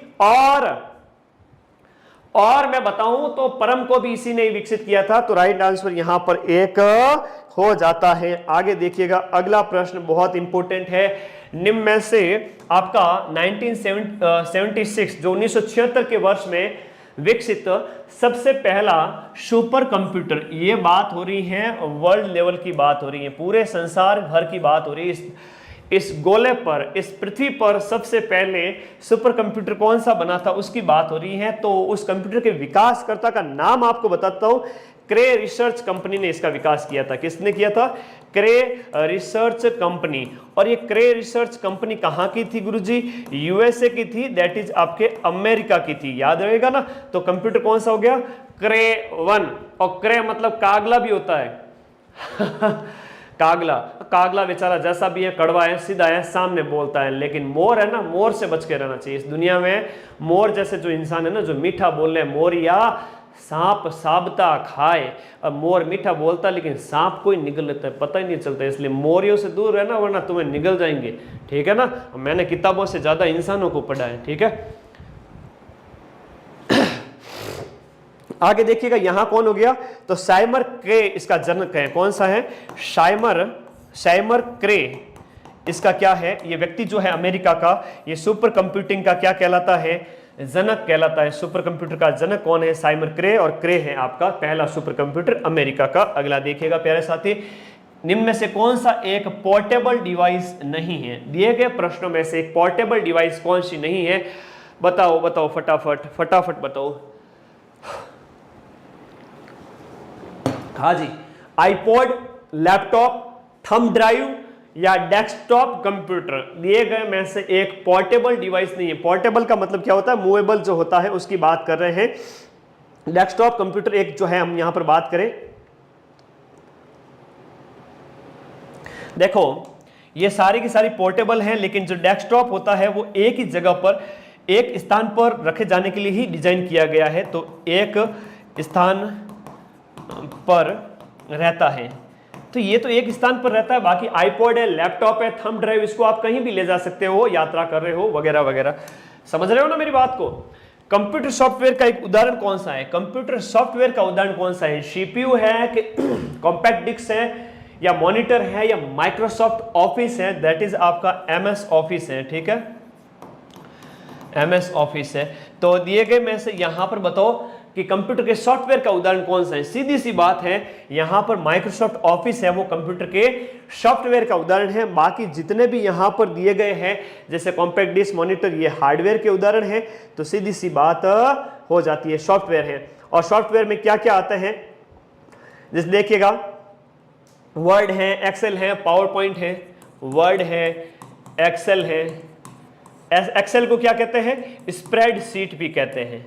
स्प्रेड, तो आपके ऑप्शन में कभी सिलेबस में अगर स्प्रेड शीट दिया हो ना, समझ जाना कि एक्सेल की बात कर रहा है। तो यहाँ पर वर्ड है, एक्सेल है, जो है पावर पॉइंट, जो एक्सेल और पावर पॉइंट हो गया इसके साथ साथ, है ना। तो ये सारी की सारी चीजें आपके इसके अंतर्गत आती है। किसके अंदर? सॉफ्टवेयर के अंतर्गत। अगला देखिएगा, नेक्स्ट अगला पार्ट है, सबसे पहले कंप्यूटर जो चूहा है उस माउस की खोज किसने की थी? हाँ बताओ, चूहे की सबसे पहले खोज किसने की थी? बेबेज ने की थी कि डगलस एंजलबर्ट ने की थी या टेड नेल्सन या एलन के?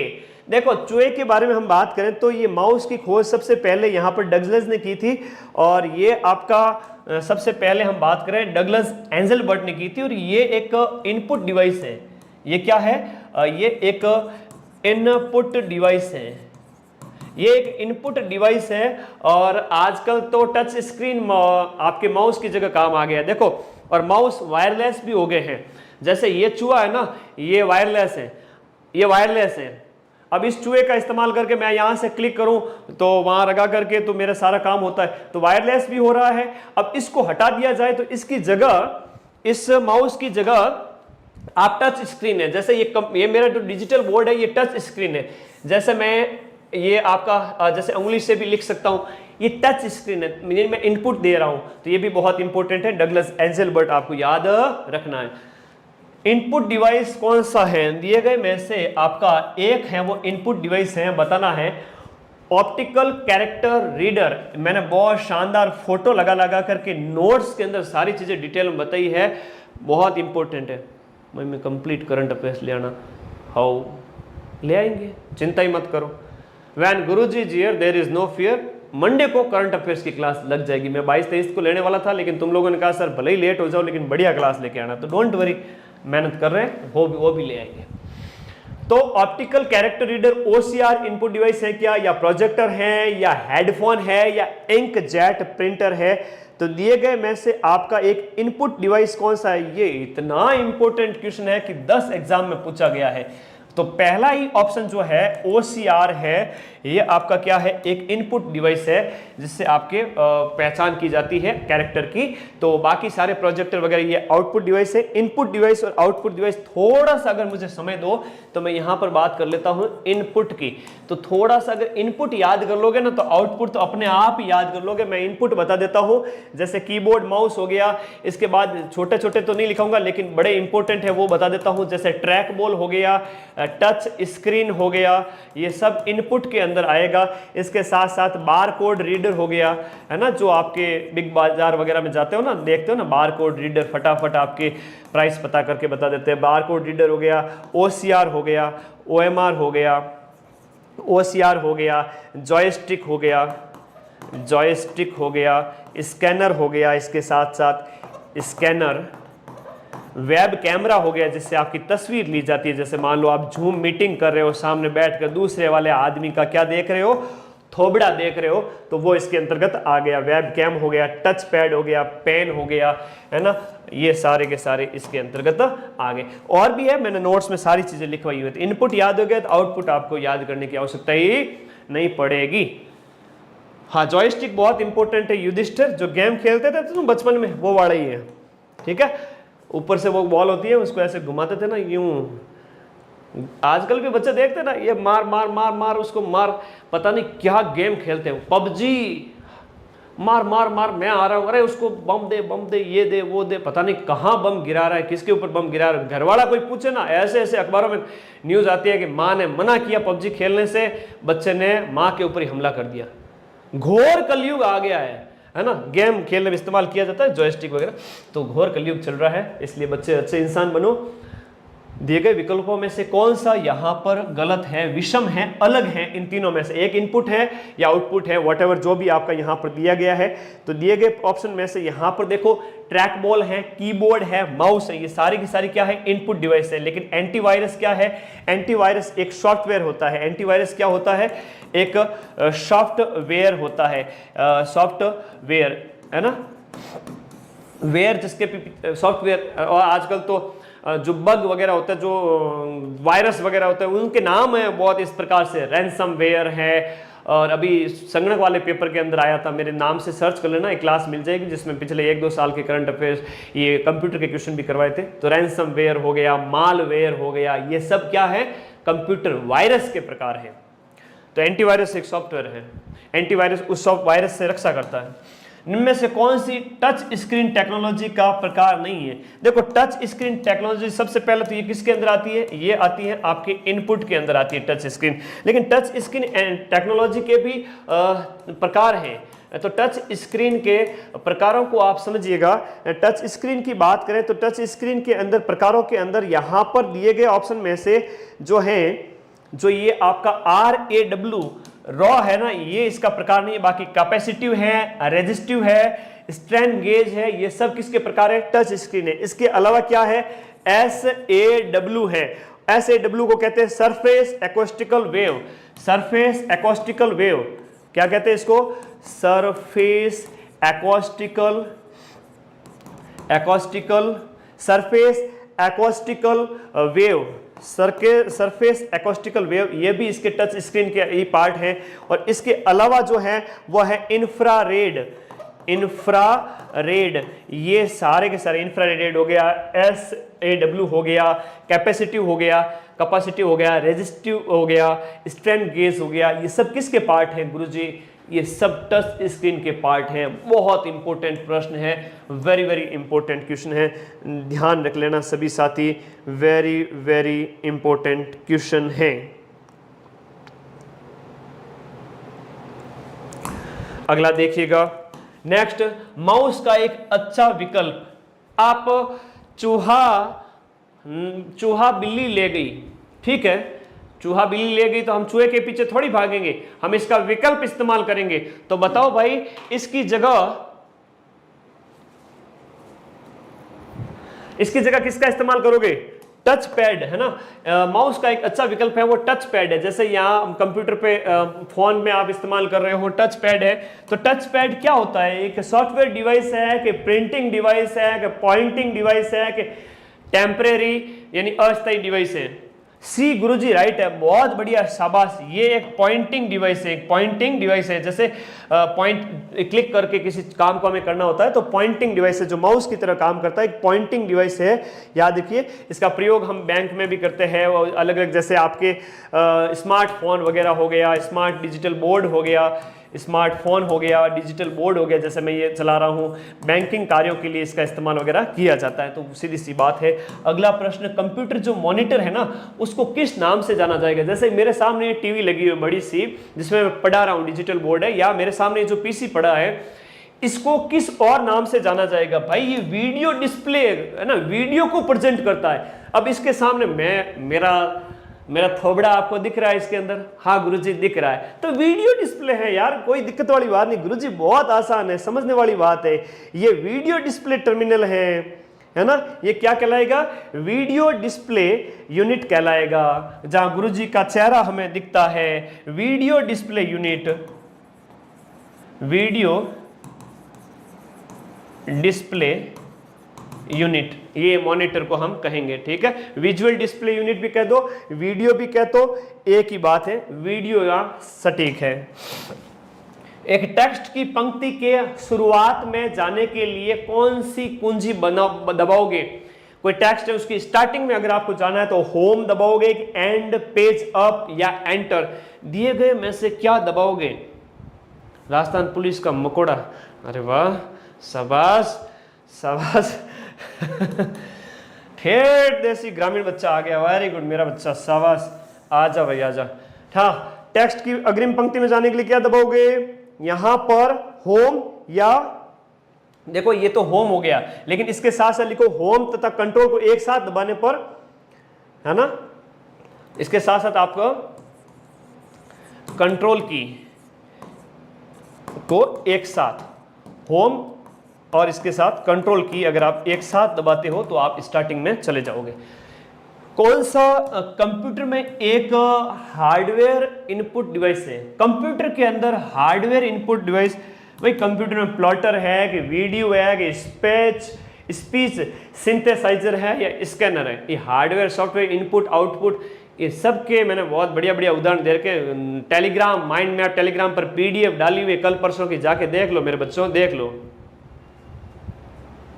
तो यहां पर दिए गए ऑप्शन में ये जो है आंसर बताओ, फटाफट आंसर करो, जितने भी साथी जुड़े हुए इसका आंसर करो।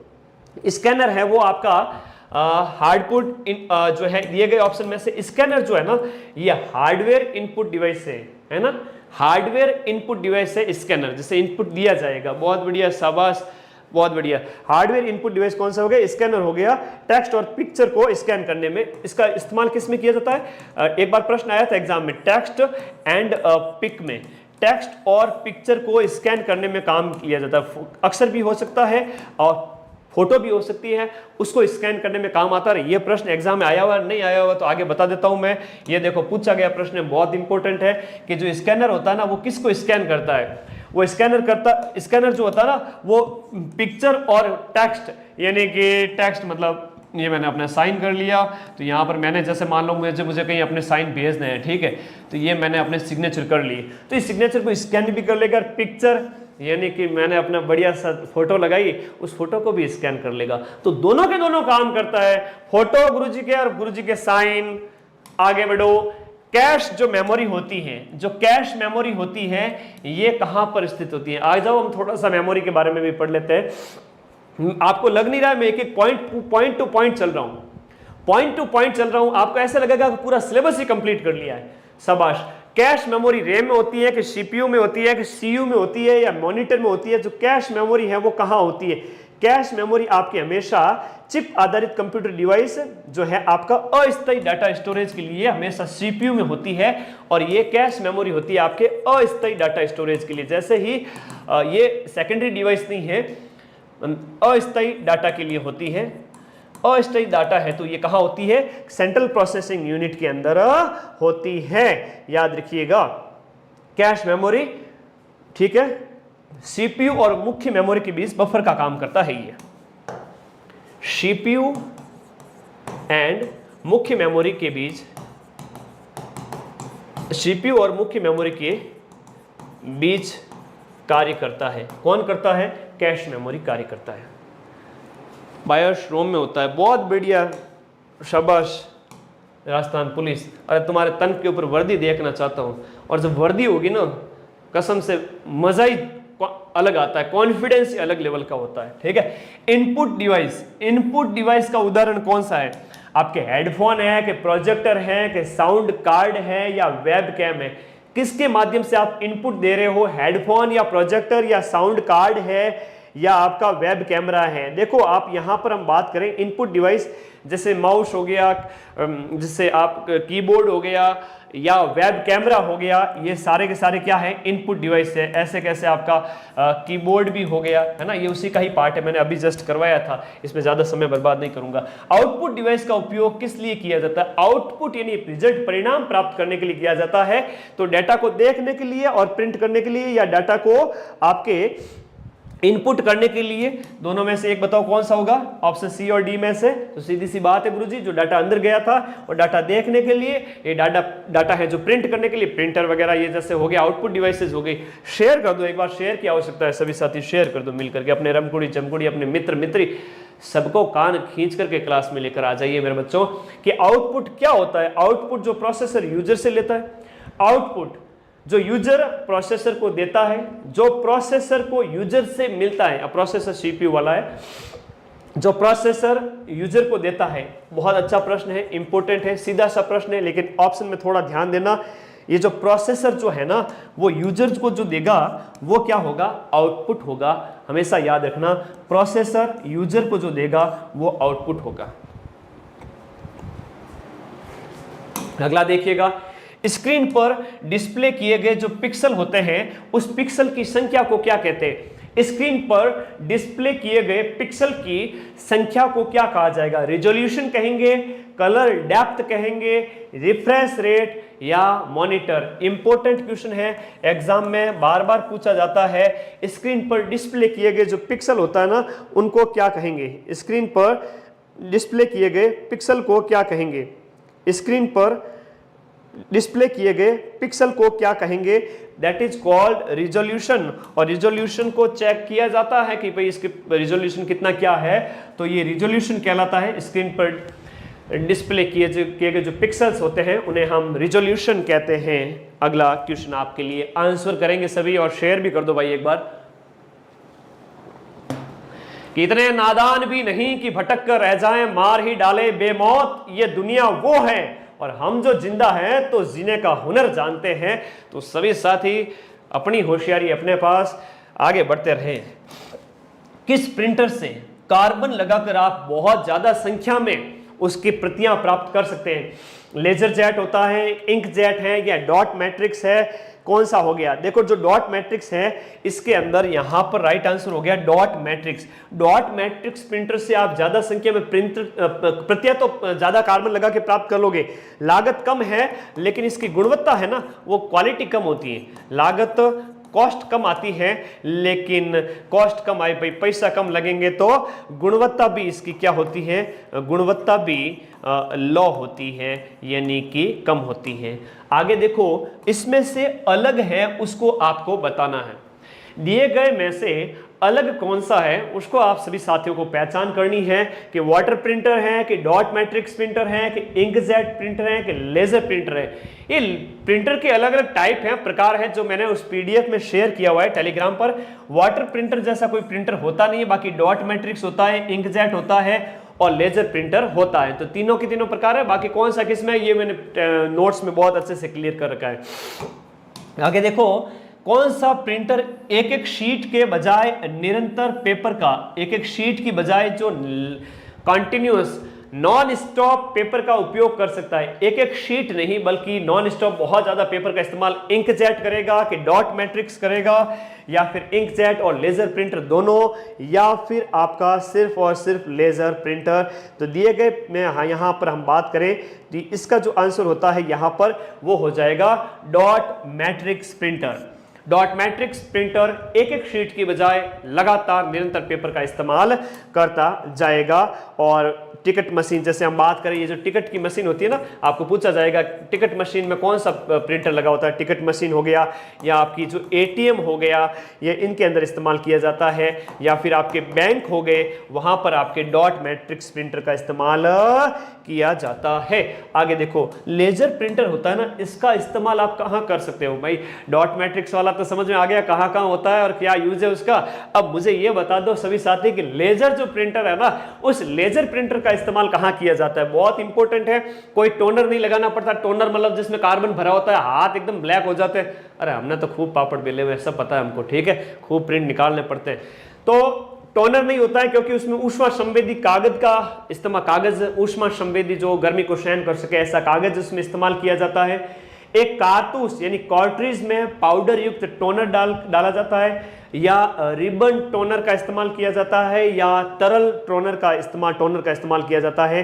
तो इसमें आपका जो है आंसर हो गया, ये हो गया इसका बी, कारतूस यानी कार्ट्रिज में पाउडर युक्त टोनर होता है और इसका विकास है 1969 में होता है। कब होता है?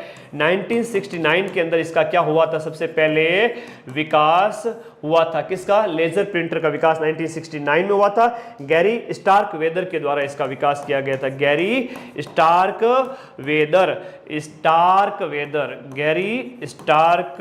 वेदर के द्वारा, ये याद रखना, गैरी स्टार्क वेदर ने इसका विकास किया था। सबसे पहले 1969 के अंदर इसका विकास किया गया था और इसके अंदर कार्ट्रिज में पाउडर युक्त टोनर का इस्तेमाल किया जाता है। चल मेरी डोल की डमाक डम, कौन सा आउटपुट और इनपुट डिवाइस दोनों ही है? और आजकल तो ऐसे प्रश्न बहुत पूछे जाते हैं। हिंदी में बताऊं, जैसे हिंदी व्याकरण के अंदर कौन सा आपका ऐसा शब्द है जिसमें प्रत्यय और उपसर्ग दोनों ही आ रहे हैं, ऐसे ऐसे प्रश्न बहुत अच्छे बनते हैं और ऐसे प्रश्न बहुत अच्छे भी होते हैं और पूछे भी जाते हैं। ऐसे कैसे एक ये प्रश्न भी पूछा गया है कि कौन सा आउटपुट और इनपुट दोनों का ही उदाहरण है। मैंने नोट्स में बहुत अच्छे से बता रखे हैं कि कौन से इनपुट और आउटपुट के दोनों के उदाहरण है। तो यहाँ पर दिए गए में आपका जो मोडेम होता है ना, ये जो मोडेम है वो आपका 62 का सी है। बिल्कुल ममता, विक्रम, प्रधान, तुलसी, अनीता और आकांक्षा, अनिल, बिल्कुल विष्णु, सबका आंसर सी है। इसमें मोडेम, अब देखो मोडेम क्या होता है? मॉड्यूलेटर, डीमॉड्यूलेटर, है ना। मॉड्यूलेटर, डीमॉड्यूलेटर, इसका फुल फॉर्म अगर मैं बताऊं तो मॉड्यूलेटर, डीमॉड्यूलेटर, इसको क्या कहेंगे? फुल फॉर्म अगर इसकी हम बात करें मोडेम की तो modem, modulator, demodulator, modulator, demodulator. अब मॉड्यूलेटर, डीमॉड्यूलेटर इसको कहते हैं। तो इसका यूज क्या है आगे बताएंगे अगले प्रश्न के अंदर। Modulator, demodulator. आगे देखो मोडेम आगे इसके संबंधित प्रश्न आएगा, उसमें बात करेंगे मोडेम किसको किस में कन्वर्ट करता है, थोड़ा सा ध्यान देंगे। MODEM, ओके, MO, अरे गलत बता रहा भाई मुकेश। चलो, कौन सा अस्थायी मेमोरी, अस्थायी मेमोरी या अस्थिर मेमोरी के रूप में जाना जाता है कि जो आपकी अस्थायी मेमोरी है वो कौन सी है, रैम है कि रोम है कि ब्लू रे है या हार्ड डिस्क है।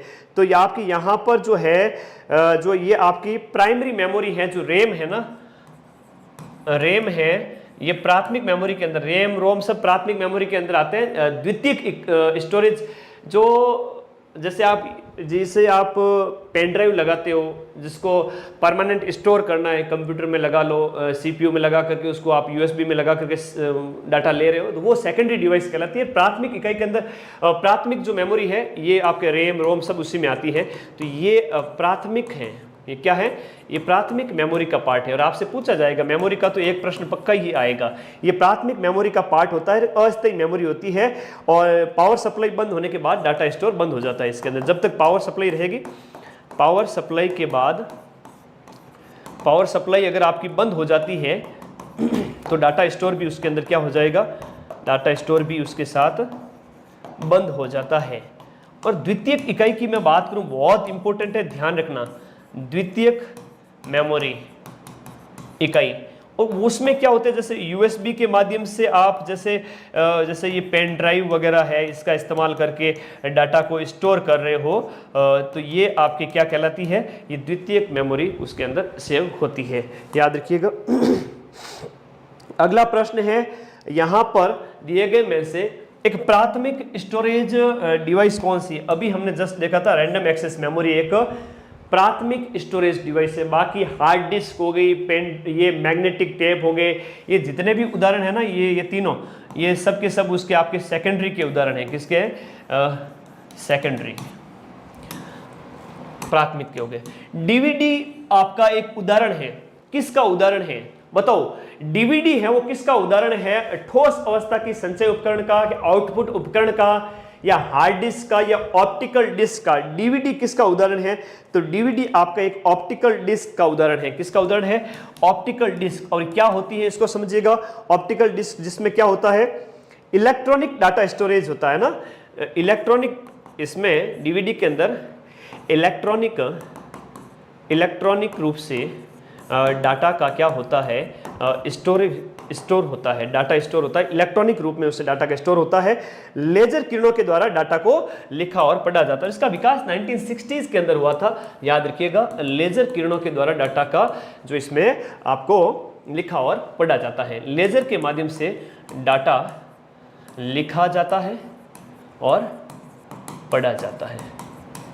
तो ये ध्यान रखना है, लेजर से, किससे, लेजर से। और इसके विकास की बात करें तो 1960 के अंदर, कब, 1960 के अंदर डीवीडी का जो विकास है, जेम्स डी रसेल ने पहली ऑप्टिकल डिस्क बनाई थी। जेम्स डी रसेल ने, जेम्स डी रसेल ने 1960 में सर्वप्रथम, सबसे पहले जेम्स डी रसेल ने इसका विकास किया था, ऑप्टिकल डिस्क का। दिए गए में से कौन सा कथन सत्य है, और ऐसा प्रश्न अगर आ जाए तो डरने की बिल्कुल भी आवश्यकता नहीं है, बहुत आसान प्रश्न है, ठीक है। ओके, वीडियो को लाइक जरूर कर देना जितने भी साथी जुड़े हुए हैं, है ना, लाइक करने में कुछ नहीं लगता है। प्राथमिक मेमोरी है वो गैर परिवर्तनीय है, जो प्राथमिक मेमोरी के बारे में गैर परिवर्तनीय बता रहा है। द्वितीयक मेमोरी है वो परिवर्तनीय है। रोम गैर परिवर्तनीय मेमोरी होती है, रैम गैर परिवर्तनीय मेमोरी होती है। आ जाइए, कंफ्यूजन ही दूर कर देता हूं, थोड़ा सा समझिएगा। प्राथमिक मेमोरी है वो दो प्रकार की होती है। देखो, प्राथमिक जो मेमोरी होती है उसकी हम बात करें तो प्राथमिक, आप लोग आंसर दोगे फटाफट। प्राथमिक मेमोरी के दो प्रकार है, एक तो आपका हो गया कौन सा, रैम हो गया, और एक आपका कौन सा हो गया, रोम हो गया। रैम और रोम हो गया, यहां पर याद रखने लायक चीज है। जैसे हम रैम की बात करें तो ये परिवर्तनीय होती है। रैम क्या होती है, परिवर्तनीय होती है, और रोम क्या होती है, गैर परिवर्तनीय। ये तो होती है परिवर्तन इसमें हो सकता है, ये है आपकी गैर परिवर्तनीय। ये क्या है, गैर परिवर्तनीय। गैर परिवर्तनीय। अब मुझे ये बताओ, रोम के बारे में पूछा गया है, सीधा सा अपना आंसर यहाँ निकल रहा है सी आंसर यहाँ पर, कि रोम है वो गैर परिवर्तनीय मेमोरी है, जबकि रैम है वो आपका यहाँ पर गलत हो गया ये वाला ऑप्शन। तो सी आंसर इसका राइट हो गया। बहुत बढ़िया, सी आंसर। विक्रम सिंह चौहान, प्रधान, मीणा, तुलसी, दीपा, सेजल, बहुत बढ़िया, सारे बच्चे सही आंसर बता रहे हैं। तो यहां पर रोम है वो आपका राइट आंसर हो गया। और सेकेंडरी मेमोरी में डाटा स्थायी रूप से स्टोर होता है, वो मैंने आपको बताया था। द्वितीयक मेमोरी के अंदर, द्वितीयक जो मेमोरी होती है, इस द्वितीयक मेमोरी में डाटा स्थायी रूप से स्टोर होता है, डाटा स्थायी रूप से स्टोर होता है। जैसे कि आपका किसमें हो गया, हार्ड डिस्क हो गया, पेन ड्राइव हो गया, जो आपके कंप्यूटर में लगती है। ठीक है, ओके सर, मैं 2 आईडी से क्लास चैनल को सब्सक्राइब करके आया हूँ। वाह भाई वाह, 2 आईडी से सब्सक्राइब करके आया है ना, तब तो बहुत बहुत धन्यवाद। पर तू देखेगा तो एक ही ना। चलो चलो चलो, अगला प्रश्न कि कंप्यूटर में स्मृति यानी कि जो मेमोरी है उसका प्रकार कौन सा। देखो, हिंदी आ जाए तो देख के डरना नहीं है, और हिंदी हमारी मातृभाषा है, डरना नहीं है। हिंदी स्मृति यानी कौन सा मेमोरी का प्रकार नहीं है, सेमीकंडक्टर है या मैग्नेटिक है या आपकी सर्वर या फिर ऑप्टिकल मेमोरी। तो सर्वर है ना, दिए गए ऑप्शन के अंदर हम बात करें, सर्वर एक कंप्यूटर प्रोग्राम डिवाइस है ना, ये क्या है, कंप्यूटर प्रोग्राम डिवाइस है। कंप्यूटर प्रोग्राम डिवाइस है कौन सा, सर्वर। जैसे सर्वर के माध्यम से सारी चीजें होती है, आप लोगों को पता होनी चाहिए। लेकिन ये सेमीकंडक्टर है, मैग्नेटिक है, ऑप्टिकल, ये सब मेमोरी के प्रकार है। मैंने नोट्स में भी अच्छे से प्रकार बता रखे हैं। अगले प्रश्न की ओर बढ़े। ओके भाई, ओके, आगे बढ़े। चलो, 70 क्वेश्चन करा चुका हूं, 1/3 क्वेश्चन करवा रहा हूं। क्या टाइम हो गया अभी अपना? हाँ जी, हाँ, 1-1.5 घंटे में करवा दिए। तो अभी अगले आराम से बढ़िया, अपने को जल्दबाजी नहीं करनी। जल्दी का काम शैतान का होता है। मेहनत की है मैंने इस क्लास के लिए, पीछे कल का देखे तो लगभग 10-12 घंटे। ओके, एक डिवाइस को डाटा और इंस्ट्रक्शन लोकेट करने और उन्हें सीपीयू को उपलब्ध कराने में लगा समय क्या कहलाएगा। कोई भी एक डिवाइस है, उस डिवाइस को डाटा को सीपीयू को उपलब्ध करवाने में जो टाइम लगता है ना, उस टाइम को हम क्या कहेंगे, clock speed, processing time, CPU speed, access time, that is called access time.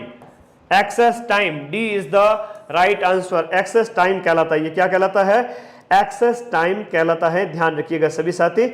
और जैसे एसडी रैम की बात करें तो 10 नैनो सेकंड होता है इसका। एसडी रैम जो होती है ना, एसडी रैम का जो यहाँ पर हम बात करें तो एसडी रैम का जो एक्सेस टाइम है ना, वो 10 नैनो सेकंड के लगभग होता है। बहुत फास्ट होती है, 10 नैनो सेकंड के लगभग। तो ये एक उदाहरण दिया मैंने, बाकी ये एक्सेस टाइम कहलाता है। अगला देखो, निम्न में से कौन सी एक वॉलेटाइल मेमोरी है। मेमोरी के अलग अलग प्रकार है, और मैंने नोट्स के अंदर बहुत एक डायग्राम के माध्यम से आपको टेलीग्राम में उपलब्ध करवाया है। ठीक है, वॉलेटाइल मेमोरी कौन सा है, बताओ जरा, इसका आंसर बताओ।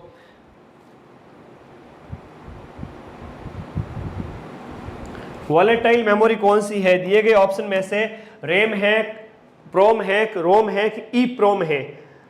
प्रोम या ई प्रोम या रोम, दिए गए में से आपका वॉलेटाइल मेमोरी। वॉलेटाइल मेमोरी के उदाहरण की बात करें, जैसे कि यहां पर दिए गए ऑप्शन में से रैम हो गया, कैश मेमोरी हो गया, कैश मेमोरी, कैश मेमोरी, ये सब आपके किसके उदाहरण हैं? वॉलेटाइल मेमोरी के उदाहरण हैं। बाकी सारी चीजें छोड़ दीजिए। ठीक है, इनमें डाटा क्या होता है? अस्थायी डाटा होता है। वॉलेटाइल में क्या होता है? अस्थायी रूप से डाटा का क्या होता है? संचय होता है। आगे देखिएगा, कंप्यूटर में रैम होती है, इनपुट डिवाइस है कि आउटपुट डिवाइस है कि एक्सटर्नल मेमोरी है या मदरबोर्ड। कंप्यूटर में रैम किस में होती है? इनपुट डिवाइस के रूप में होती है या आउटपुट डिवाइस के रूप में? बताओ, कंप्यूटर में रैम है वो आपका, कंप्यूटर में रैम कहाँ होती है? कंप्यूटर में जो रैम लगी होती है वह आपके दिए गए ऑप्शन के अनुसार देखो, मदरबोर्ड में होती है। कहाँ होती है? मदरबोर्ड में। आपके रैम होती है, ध्यान रखिएगा। और रैम का पूरा नाम तो आप सबको पता ही होता है। और ये एक अस्थायी मेमोरी होती है, रैंडम एक्सेस मेमोरी। कौन सी तुलनात्मक रूप से सबसे तेज मेमोरी है? सबसे तेज, one of the fastest memory, बताओ दिए गए ऑप्शन में से सबसे फास्टेस्ट मेमोरी कौन है? कहां गया?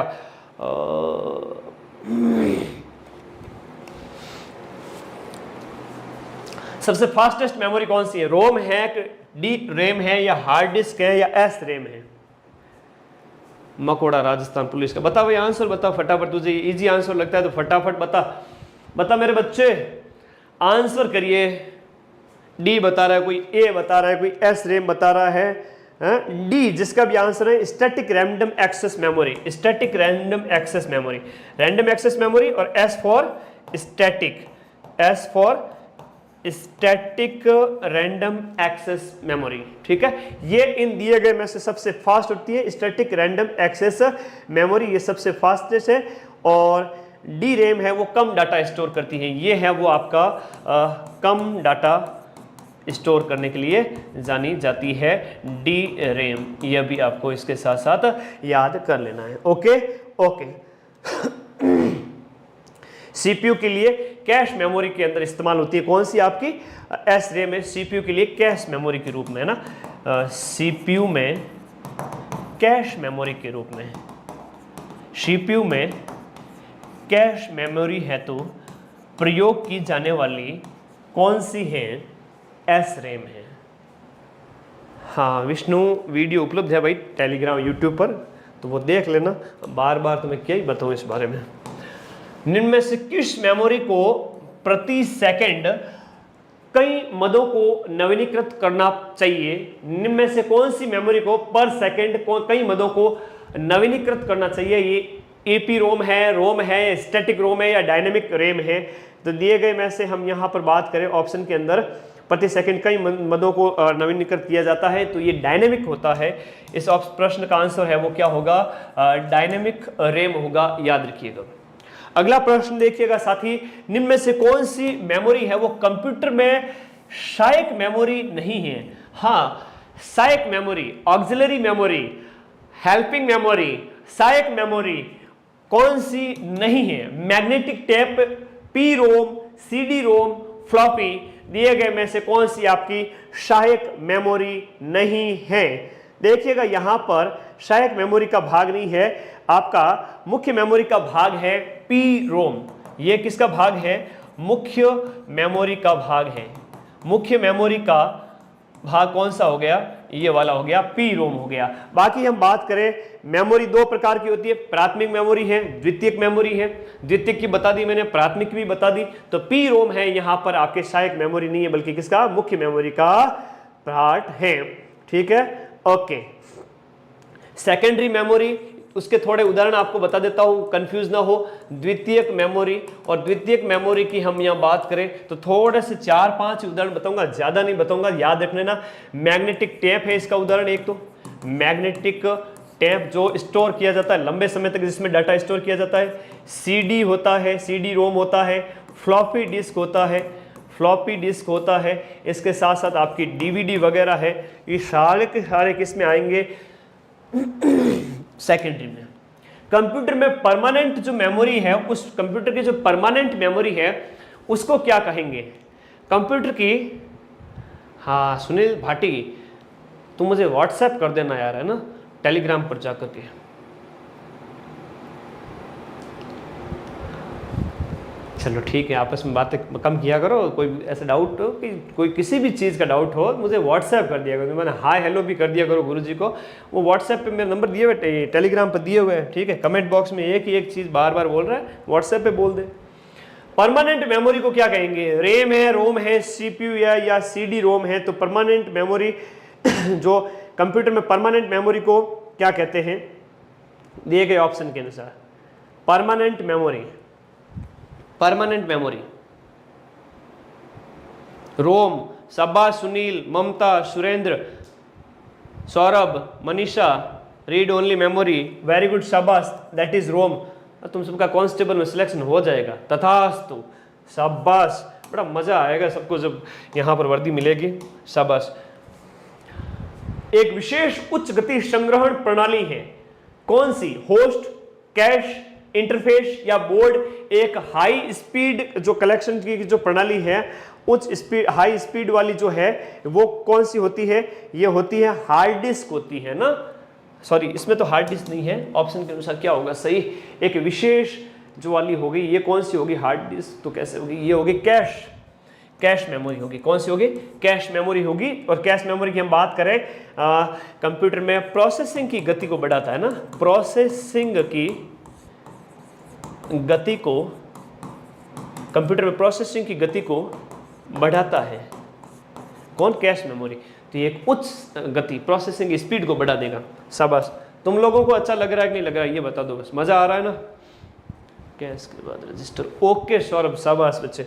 अगला प्रश्न बताओ, कंप्यूटर की स्थायी जो स्मरण शक्ति संग्रहित होती है, स्थायी स्मरण शक्ति किसमें संग्रहित हो जाएगी? मदरबोर्ड में, हार्ड डिस्क में, कि मॉनिटर में, या सीपीयू में? मैंने कहा स्थायी, स्थायी यानी कि यहाँ पर जो सेकेंडरी है वो आपके हार्ड डिस्क के अंदर होगी। किसमें होगी? इलेक्ट्रो मैकेनिकल स्टोरेज डिवाइस जो होती है, electro mechanical storage, electro mechanical, electromechanical storage device जो है साथियों वो हार्ड डिस्क है, तो उसमें स्थायी रूप से सेव हो जाएगी। कौन सा सेकेंडरी स्टोरेज डिवाइस यहां पर दिए गए प्रश्न में से नहीं है? नहीं है पूछा है तो थोड़ा ध्यान रखना बेटे। सुनील तू मुझे व्हाट्सएप कर दे, व्हाट्सएप कर दे तू एक बार मुझे, व्हाट्सएप नंबर भी देना करना, व्हाट्सएप नंबर बताना पड़ेगा मुझे एक बार फ़ोन ला करके। चलो ये बच्चा मानेगा नहीं है ना, तो चलो मैं एक बार व्हाट्सएप नंबर लिख लेता हूँ भाई, मुझे भी मेरे व्हाट्सएप नंबर याद नहीं है। ये वाले मेरे ही व्हाट्सएप नंबर है सुनील, 8955989827 और 23। ये टेलीग्राम पर भी दिए हुए हैं और मैं यहाँ पर भी दे रहा हूँ। कॉल वॉल मत करना, पहले तो मेरा एक कॉल हुआ करता था, फ़ोन हुआ करता था, तो तुम लोगों ने इतने कॉल किए तो मेरा फ़ोन ही ख़राब हो गया, फिर मुझे नया फ़ोन लेके आना पड़ा। ठीक है ना, ये फिर मैं नया फ़ोन लेके आया था, तो तुम लोगों के कॉल करने की वजह से मेरा फ़ोन ही क्या हो गया था? ख़राब हो गया था।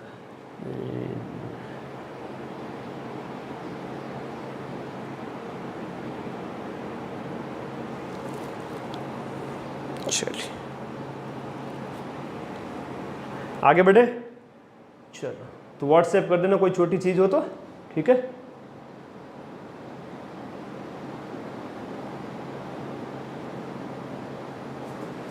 चलिए आगे बढ़े, अगले प्रश्न की ओर आगे बढ़ते। इस प्रश्न का उत्तर बताओ फटाफट।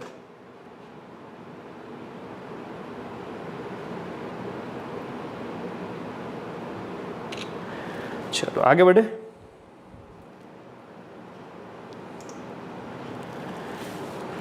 चलिए साथियों,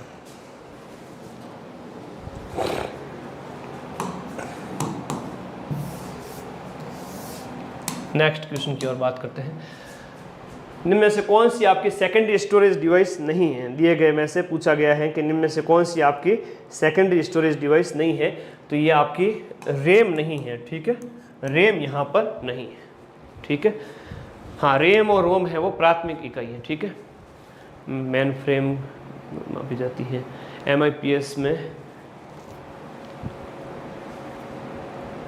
ठीक है सुनील, तुम्हारा डाउट भी दूर करेंगे, लेकिन मेरा जो बताया हुआ था वो बिल्कुल मेरी तरफ से आंसर सही था। तो यहाँ रैम है, याद रखिएगा। ठीक है, आगे बात करें, अगले प्रश्न की ओर चलते हैं।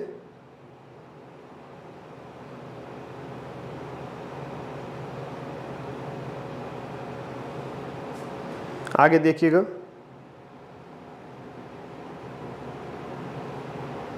चलिएगा।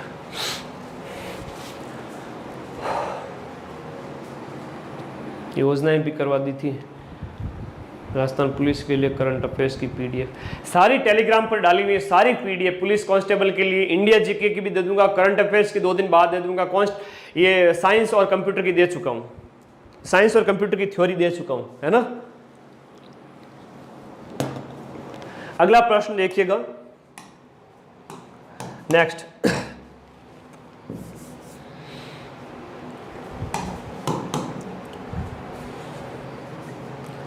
निम्नलिखित में से कौन सा आभासी प्रदर्श इकाई यानी कि VDU का उदाहरण है? VDU का उदाहरण कौन सा है? चलिए, VDU का उदाहरण कौन सा है? CRT मॉनिटर, CRT मॉनिटर है या प्लॉटर है, प्रिंटर है या स्कैनर है? आभासी प्रदर्श इकाई, आभासी प्रदर्श इकाई बताओ, आभासी प्रदर्श इकाई का उदाहरण कौन सा है? तो ये आपका कौन सा हो गया? जो CRT मॉनिटर होता है ना, पहले इसको समझिएगा कि CRT मॉनिटर क्या होता है। देखिए CRT मॉनिटर की हम बात करें तो इसके अंदर पिक्चर ट्यूब एलिमेंट होता है और ये पिक्चर ट्यूब एलिमेंट होता है टीवी के समान होता है, ये ध्यान रखिएगा। CRT मॉनिटर है आपका टीवी के समान होता है, टीवी सेट के समान, और CRT ट्यूब इसमें इस्तेमाल की जाती है और इसकी वजह से इसमें कलरफुल है ना, रंगीन आउटपुट मिलता है। इसमें क्या मिलता है? रंगीन आउटपुट मिलता है। तो ये थोड़ा सा इसका यूज याद कर लेना। किसका? VDU का उदाहरण है आभासी प्रदर्श इकाई का CRT मॉनिटर। ठीक है, ओके ओके। चलो आगे बात करें नेक्स्ट क्वेश्चन की ओर।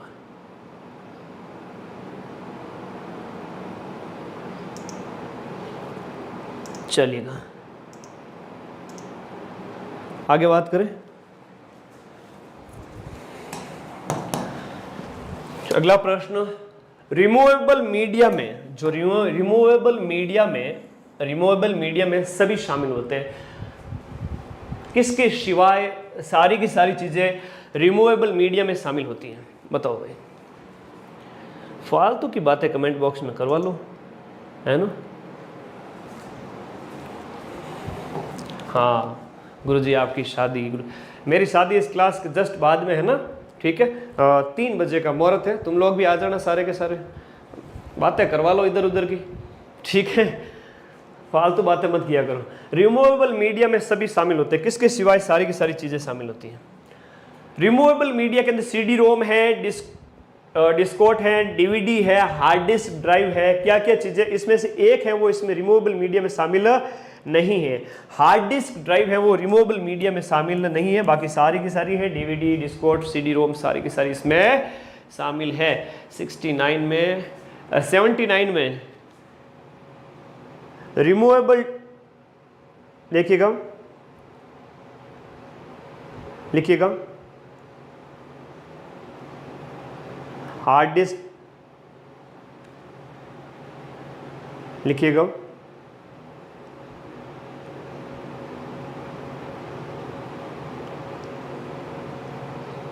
हाँ जी। रिमूवेबल मीडिया की हम बात करें,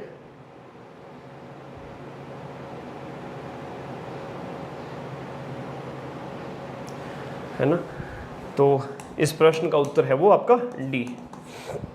अगला प्रश्न देखिएगा, कंप्यूटर की जो हार्ड डिस्क होती है, कंप्यूटर की जो हार्ड डिस्क है उसके बारे में आप लोगों को आंसर करना है। नमस्ते भाई, नमस्ते। कंप्यूटर की, हाँ देखेंगे, देखो 200 प्रश्न में 1 प्रश्न हो सकता है जहां आपका और मेरा मत थोड़ा सा अलग हो, तो 99.99% की एक्यूरेसी के साथ पढ़ाता हूं। मैं ये नहीं कहूँगा कि 100% ही मैं सही हूँ, कभी कोई सा दिक्कत हो सकती है तो वहाँ मैं उसको सही भी करूँगा, कोई दिक्कत नहीं, ठीक है, ओके, कोई बात नहीं। तो हम एक्यूरेसी की तरफ चलेंगे, एग्ज़ाम की तरफ से हमेशा मार्केट की किताबों से कई गुना ज़्यादा एक्यूरेसी के साथ में, ठीक है। हार्ड डिस्क, कंप्यूटर की हार्ड डिस्क की बात करें, अरिथमेटिक और लॉजिकल यूनिट होती है या कंप्यूटर सॉफ्टवेयर है या ऑपरेटिंग सिस्टम है या कंप्यूटर हार्डवेयर है? हार्ड डिस्क क्या है बताओ। क्वेश्चन नंबर 80 का आंसर, हार्ड डिस्क क्या है? कंप्यूटर हार्डवेयर का ही पार्ट है ये। हार्ड डिस्क क्या है? कंप्यूटर हार्डवेयर का पार्ट है। और इसके लिए बात करें तो बड़ी मात्रा में अगर आप डाटा को स्टोर करना चाहते हैं तो हार्ड डिस्क बहुत बड़ी मात्रा में, मतलब कि हार्ड डिस्क बड़ी कैपेसिटी की होनी चाहिए, बड़ी मात्रा में डाटा स्टोर, बड़ी मात्रा में डाटा स्टोर किया जाता है, तो इसमें बड़ी मात्रा के अंदर डाटा स्टोर होता है। अगला देखिएगा, नेक्स्ट, एक कॉम्पैक्ट डिस्क यानी जो सीडी है वो किस प्रकार की डाटा भंडारण पद्धति होती है? सीडी किस प्रकार की डाटा भंडारण पद्धति होती है? सीडी के अंदर चुंबकीय, प्रकाशिकी, विद्युत या विद्युत यांत्रिक। सीडी की बात करें, बहुत अच्छा प्रश्न पूछा गया है। सीडी के अंदर जो डाटा होते हैं वो आपके प्रकाशिकी डाटा होते हैं। क्या होते हैं? ऑप्टिकल डिस्क का उदाहरण है। प्रकाशीय या ऑप्टिकल? प्रकाशीय या ऑप्टिकल। ऑप्शन नंबर बी इसका राइट है, प्रकाशीय या इसके साथ साथ आप कर लो ऑप्टिकल। ऑप्टिकल डाटा, प्रकाशीय या ऑप्टिकल। प्रकाशीय या ऑप्टिकल रूप में ऑप्टिकल डिस्क का उदाहरण है, और इसके अंदर जो है सर्पिलाकार आकार में होता है ना, जो है इसके अंदर जो ट्रैक होता है वो सर्पिलाकार होता है ना। इस सीडी के अंदर उसको रीड किया जाता है फिर, है ना, सर्पिलाकार।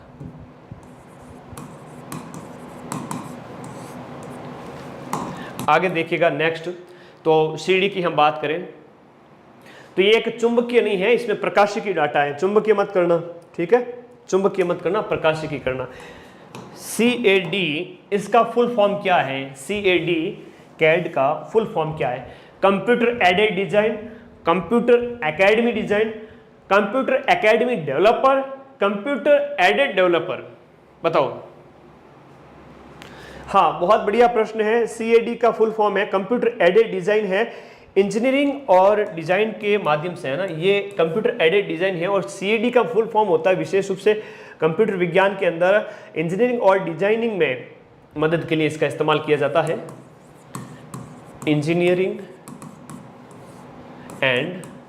इंजीनियरिंग और इसके साथ साथ डिजाइन में प्रयोग की जाती है आपका CAD, इसका इस्तेमाल किया जाता है। तो कंप्यूटर एडेड डिजाइन है ये। अगला प्रश्न, कौन सा एक क्रमित एक्सेस मेमोरी है? पहुंच, क्रमित एक्सेस या पहुंच मेमोरी है। रैम है, रोम है, हार्ड डिस्क है या मैग्नेटिक टेप है?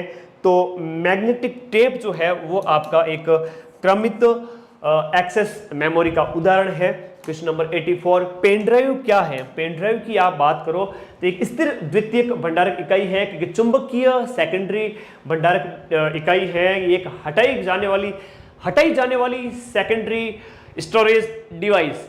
हाँ, ये जो पेन ड्राइव है, मैंने PDF कंप्यूटर से हटा करके डिजिटल बोर्ड में लगाई, तब कंप्यूटर वाली PDF मेरे व्हाट्सएप से PDF मैंने कंप्यूटर पे डाली, कंप्यूटर से यहाँ लेकर के आया, तो ये हटाई जाने वाली है ना। ये पेन ड्राइव से ही लेके आया मैं सारा डाटा, समझ गए? एक बार सभी साथी शेयर कर दो क्लास को। तो ये हटाई जाने वाली है, ठीक है, ठीक है। इसे फ्लैश, इसके उपनाम है, इसके कई सारे उपनाम हैं पेन ड्राइव के, वह भी आप लोगों को याद रहने चाहिए। जैसे इसे फ्लैश ड्राइव भी बोलते हैं, इसे आप फ्लैश ड्राइव भी बोलोगे, इसे आप पेन ड्राइव भी बोलोगे। Flash drive, pen drive, USB की बोलोगे, है ना, USB की बोलोगे, मेमोरी ड्राइव भी बोलोगे, मेमोरी ड्राइव। ये सारे के सारे इसके क्या हो जाते हैं? उपनाम है, आपको इसके याद रखने पेन ड्राइव के, ठीक है, ओके। नेक्स्ट आगे बढ़े। USB का शॉर्ट फॉर्म क्या होता है? देखो, USB डिवाइस होती है, आपको पता है कंप्यूटर के अंदर अलग अलग USB बॉक्स दिए जाते हैं। तो USB universal serial bus, universal search byte, universal synchronous bus, ultra speed bus. बहुत अच्छा प्रश्न है, एग्जाम में पूछा जाता है। और USB का जो फुल फॉर्म है ना, वो हो जाता है आपका A, यूनिवर्सल सीरियल बस। और ये किसका उदाहरण है? द्वितीयक मेमोरी, यूनिवर्सल सीरियल बस है, और A इसका राइट आंसर है। और ये आपका द्वितीयक मेमोरी का उदाहरण है। किसका उदाहरण है? द्वितीयक मेमोरी का उदाहरण है, द्वितीयक मेमोरी का उदाहरण है, ध्यान रखिएगा, ठीक है, ओके। आगे बढ़े, अगला प्रश्न नेक्स्ट। USB डिस्क और टेप ड्राइव निम्न में से किसमें प्रयुक्त होते हैं? डिस्क और टेप ड्राइव किसमें प्रयुक्त होते हैं? बताओगे सभी साथी? हाँ जी, वेरी गुड, शाबाश। सीरियल किलर नहीं है सौरभ, सीरियल बस है, तो सीरियल किलर क्राइम तक ज़्यादा मत देखा कर। डिस्क और टेप ड्राइव निम्न में से किस में प्रयुक्त होते हैं? डिस्क और टेप ड्राइव है वो किस में प्रयुक्त होते हैं? डिस्क और टेप ड्राइव है वो सेकेंडरी स्टोरेज डिवाइस में ना। डिस्क और टेप ड्राइव किस में होंगे? सेकेंडरी स्टोरेज डिवाइस में। और सेकेंडरी स्टोरेज डिवाइस में होते हैं, इसकी हम बात करें तो इसमें कंप्यूटर से अलग से जोड़ा जा सकता है, इन्हें कंप्यूटर में अलग से जोड़ा जा सकता है, कंप्यूटर में अलग से जोड़ा जा सकता है, कंप्यूटर में अलग से जोड़ा जाता है। तो ये क्या है? डिस्क टेप ड्राइव अलग से जोड़ी जा सकती है। ठीक है, चलो शेयर करो सभी साथी मिलकर के। एक बार शेयर की आवश्यकता है, अपने सभी मित्र मित्रियों को क्लास में लेके आओ भाई। निम्न में से कौन सा एक 1/0 डिवाइस एक ब्लॉक डिवाइस है? निम्न में से कौन सा? ये एक नहीं है, 1/0 नहीं है, I/O है ना, ये I/O है। इसको अगर हम बात करें तो ये है I/O डिवाइस, एक ब्लॉक डिवाइस है। I/O डिवाइस ब्लॉक डिवाइस है।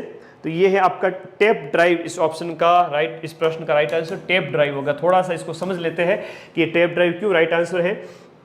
देखिएगा, जो हम यहाँ पर ब्लॉक डिवाइस की बात करें, ब्लॉक डिवाइस में क्या क्या आते हैं? तो एक तो hard disk, tape drive, floppy disk, hard disk वगैरह जितनी भी सेकेंडरी डिवाइस है वो सब इसमें आएगी। हार्ड डिस्क हो गई, हार्ड डिस्क के साथ साथ आपकी ब्लू रे रीडर हो गया, फ्लैश मेमोरी हो गया, फ्लैश मेमोरी, इसके साथ साथ आपका ब्लू रे रीडर हो गया। ये सब के सब किसके अंदर आते हैं? ब्लॉक डिवाइस के अंदर आते हैं। सब के सब किस में आते हैं? ये ब्लॉक डिवाइस के पार्ट है, सारे के सारे ब्लॉक डिवाइस है। ठीक है, टेप ड्राइव, ये सारे के सारे। अच्छा प्रश्न है, इंपॉर्टेंट क्वेश्चन है। ठीक है, ब्लॉक डिवाइस टेप ड्राइव का पार्ट, टेप ड्राइव है ब्लॉक डिवाइस का पार्ट है। सीडी रोम निम्न में से एक का उदाहरण है। सीडी रोम की हम बात करें तो इनपुट है कि आउटपुट है? इनपुट आउटपुट दोनों ही है, या एक पॉइंटिंग डिवाइस है? सीडी रोम की बात कर रहे हैं। ओके, बहुत बढ़िया। हाँ, ये बताओ, फटाफट बताओ, सीडी रोम किसका उदाहरण है? सीडी रोम जो है वो किसका उदाहरण है? बताओ। ये इनपुट डिवाइस का उदाहरण है। किसका है? इसका भी आंसर ए है। थैंक यू, शाबाश, दिस इज इनपुट डिवाइस। लेकिन हम बात करें इनपुट आउटपुट दोनों के उदाहरण बता दो गुरुजी, मजा आ जाए। इनपुट आउटपुट दोनों का उदाहरण, इनपुट आउटपुट दोनों के उदाहरण। तो इनपुट आउटपुट दोनों के उदाहरण में कुछ उदाहरण लिखा रहा हूं, ध्यान से सुनना इस बात को कि CD/RW, उसके बाद में नेक्स्ट जो दूसरा पॉइंट है hard disk, floppy disk, hard disk, floppy disk, hard disk, floppy disk, ये सब इसके उदाहरण इनपुट आउटपुट दोनों के। बहुत बढ़िया, शाबाश। Okay, compact disc, very good Shilpi, बहुत बच्चे, शाबाश।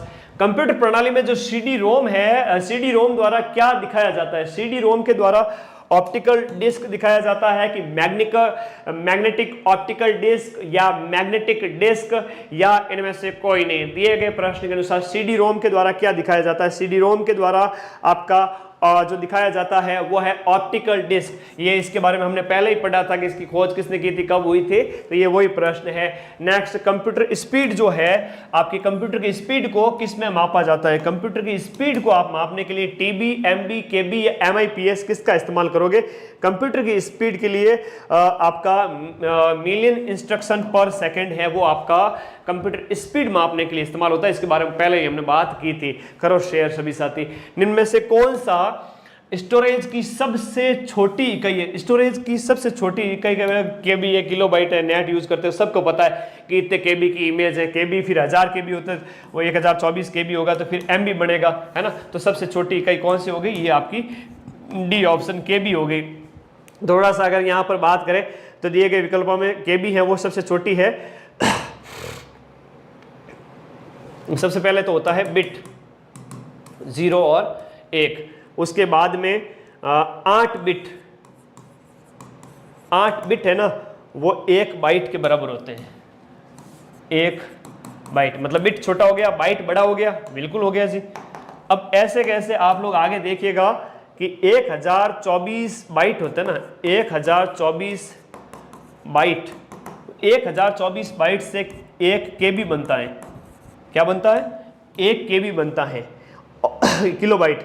और 1024 किलोबाइट, 1024 KB, उससे क्या बनता है? 1 MB बनता है, 1 MB बनता है, यानी मेगाबाइट बनता है। तो 1024 मेगाबाइट से क्या बनेगा? 1 GB बनेगा। पहले 1 GB डाटा मिलता, बड़े खुश होते कि सर आज 1 GB डाटा मिला पूरे महीने भर के लिए, आज तो पर डे में 1 GB कम पड़ जाए तुम्हारे। हाँ बिल्कुल प्रधान मीणा, शाबाश। तो ये क्या हो गया? 1 GB हो गया। आजकल तो जियो क्रांति आने के बाद में ये पॉसिबल हो गया। 1024 अगर MB हो, 1024 अगर MB हो तो 1 गीगाबाइट हो जाएगा। क्या हो जाएगा? गीगाबाइट। और फिर टेराबाइट हो जाएगा। तो ये इस तरह से आपको याद रखना है, ठीक है। तो ये सबसे छोटी कौन सी हो गई? आपकी किलोबाइट, यहां दिए गए में।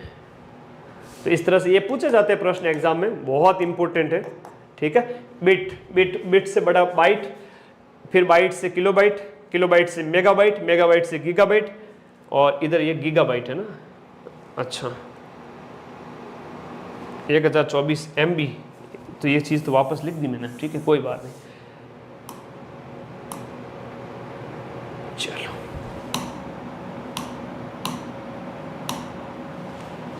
चलो चलो चलो अगले प्रश्न की ओर। हाँ जी बिल्कुल। सुनील तो मेरे इतने पीछे पड़ गया आज तो, कॉल में कितना भी दे दूं पर को नहीं। सुनील व्हाट्सएप कर देना, ठीक है, अपन बात करेंगे बैठ के। कंप्यूटर में भंडारित जो आंकड़े हैं ना, प्राय किस रूप में भंडारित किए जाते हैं? कंप्यूटर में जो आंकड़े हैं वो किस रूप में स्टोर किए जाएंगे? बिट, दशमलव, अक्षर, या इनमें से कोई नहीं? बताओ कंप्यूटर में जो डाटा है, वो आंकड़े हैं, वो किस रूप में भंडारित किए जाएंगे? कि कंप्यूटर में आंकड़े हैं वो बिट में भंडारित किए जाते हैं। किसमें? बिट में। अब बिट की हम बात करें, बिट कंप्यूटर मेमोरी का सबसे छोटा भाग, कंप्यूटर मेमोरी का सबसे छोटा भाग है ना, ये ध्यान रखना है आपको। कंप्यूटर मेमोरी का सबसे छोटा भाग, कंप्यूटर मेमोरी का सबसे छोटा भाग कौन सा है? बिट है। और इसे किस रूप में व्यक्त करेंगे? 0 या फिर 1, 0 या 1 के रूप में व्यक्त करते हैं, ठीक है। 1 बिट बराबर जो है आपका, देखिएगा 1 बाइट 8 बिट के बराबर होता है, ठीक है। 1 बाइट अभी जस्ट बताया था 8 बिट, ठीक है, ओके। आगे बढ़े, अगले प्रश्न की ओर चलते हैं और नेक्स्ट क्वेश्चन देखिएगा। बिट निम्न में से किसका छोटा रूप है? बिट है वो किसका छोटा रूप है? बिट की हम बात करें, बिट किसका छोटा रूप है? मेगाबाइट का, बाइनरी लैंग्वेज का, बाइनरी डिजिट का, या बाइनरी नंबर का? इस प्रश्न का उत्तर बता दो फटाफट। एक निब्बल, बहुत बढ़िया सौरभ, निब्बल है वो 4 बिट के बराबर होता है, बहुत बढ़िया, वेरी गुड। 4 बाइट बराबर 1 निब्बल, वेरी गुड। 4 बाइट बराबर 1 निब्बल, ओके, शाबाश सौरभ, निर्मला, बिल्कुल, दीपू, किशोर, बताओ भाई इस प्रश्न का उत्तर। बिट निम्न में से किसका छोटा रूप है? बाइनरी डिजिट, वेरी गुड, शाबाश। ये बाइनरी डिजिट है, सी ऑप्शन यहाँ पर आंसर राइट है, बाइनरी डिजिट है, न कि बाइनरी नंबर। तो बाइनरी डिजिट का जो है बिट है, किसका छोटा रूप है? बाइनरी डिजिट का। कौन सा कंप्यूटर का सॉफ्टवेयर का घटक है? निम्न में से कौन सा कंप्यूटर सॉफ्टवेयर का घटक है? कंप्यूटर सॉफ्टवेयर का पार्ट कौन सा है? आपका CMOS है कि CPU है, या प्रोग्राम है, या मेमोरी है? कंप्यूटर सॉफ्टवेयर, सॉफ्टवेयर मतलब प्रोग्राम ही होता है, एक ही बात है, इसी को ही बार बार कहा जा रहा है। मैं इसी प्रश्न को पहले भी बता चुका है, प्रोग्राम को ही सॉफ्टवेयर कहते हैं। ये जो प्रोग्राम है या इलेक्ट्रॉनिक निर्देशों के जो सेट होते हैं, उसको क्या कहेंगे? जो कंप्यूटर को बताता है कि उसे क्या करना है, भाई कंप्यूटर देवता तुमको ये काम करना है, ये प्रोग्राम या इलेक्ट्रॉनिक निर्देश होते हैं, उनका समूह होता है, उसे आप सॉफ्टवेयर कहेंगे। क्या कहेंगे? उसे आप सॉफ्टवेयर कहेंगे। ये सीधी सी बात है, उसे आप सॉफ्टवेयर कहेंगे। और सॉफ्टवेयर याद करिएगा। अगला, अब सॉफ्टवेयर के अंदर कौन कौन से सॉफ्टवेयर क्या है उनके ऊपर थोड़ी सी बात कर लेते हैं, आगे बढ़ते हैं।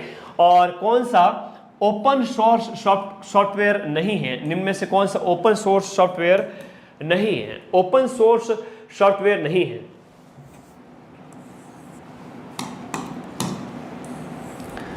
ओपन सोर्स सॉफ्टवेयर नहीं है। Linux, MS office, Mozilla Firefox और एंड्रॉइड दिए गए में से आपका ओपन सोर्स सॉफ्टवेयर नहीं है। ओपन सोर्स सॉफ्टवेयर जो आपके या बात करें लाइनेक्स, मोजिला फायरफॉक्स वगैरह, ये सभी के सभी हो गए। तो दिए गए में से यहाँ पर जो है माइक्रोसॉफ्ट ऑफिस है ना, लाइनेक्स वगैरह, माइक्रोसॉफ्ट ऑफिस है वो आपका ये नहीं है। और बाकी लाइनेक्स है, मोजिला फायरफॉक्स है, ये वाला है, ये वाला है और लास्ट वाला भी है। चलिए, डी ऑप्शन एंड्रॉइड आप कह रहे हो, ठीक है। तो दिए गए वैसे दो ऑप्शन तो वैसे यहाँ दिए गए, तो यहाँ ऑप्शन नंबर आपका बी होगा, माइक्रोसॉफ्ट ऑफिस, ठीक है। मोजिला फायरफॉक्स तो है, मोजिला फायरफॉक्स और Linux already open source software है, नहीं है पूछा है। निम्न में से कौन सा आपका प्रोग्रामिंग सॉफ्टवेयर है? प्रोग्रामिंग के लिए इस्तेमाल आने वाला सॉफ्टवेयर कौन सा है? डिस्क क्लीनअप, विंडोज या डिस्क डिफ्रैगमेंटर, विजुअल बेसिक दिए गए में से। हाँ जी, इस प्रश्न का उत्तर जो है यहां पर देखिएगा, प्रोग्रामिंग सॉफ्टवेयर का उदाहरण है। प्रोग्रामिंग सॉफ्टवेयर का उदाहरण कौन सा है? तो ये आपका कौन सा हो गया? प्रोग्रामिंग सॉफ्टवेयर का उदाहरण विजुअल बेसिक है ना, विजुअल बेसिक इसका उदाहरण है। और हम बात करें विजुअल बेसिक और टर्बो है ना, विजुअल बेसिक हो गया, टर्बो हो गया, C++ हो गया, इनकी सहायता से प्रोग्रामिंग सॉफ्टवेयर है, इनका क्या होता है? विकास किया जाता है, विकास किया जाता है, प्रोग्रामिंग सॉफ्टवेयर का विकास किया जाता है। ये विजुअल बेसिक हो गया, टर्बो हो गया, C++, ये लैंग्वेज है, प्रोग्राम डेवलप करने वाली लैंग्वेज हो जाती है, ठीक है।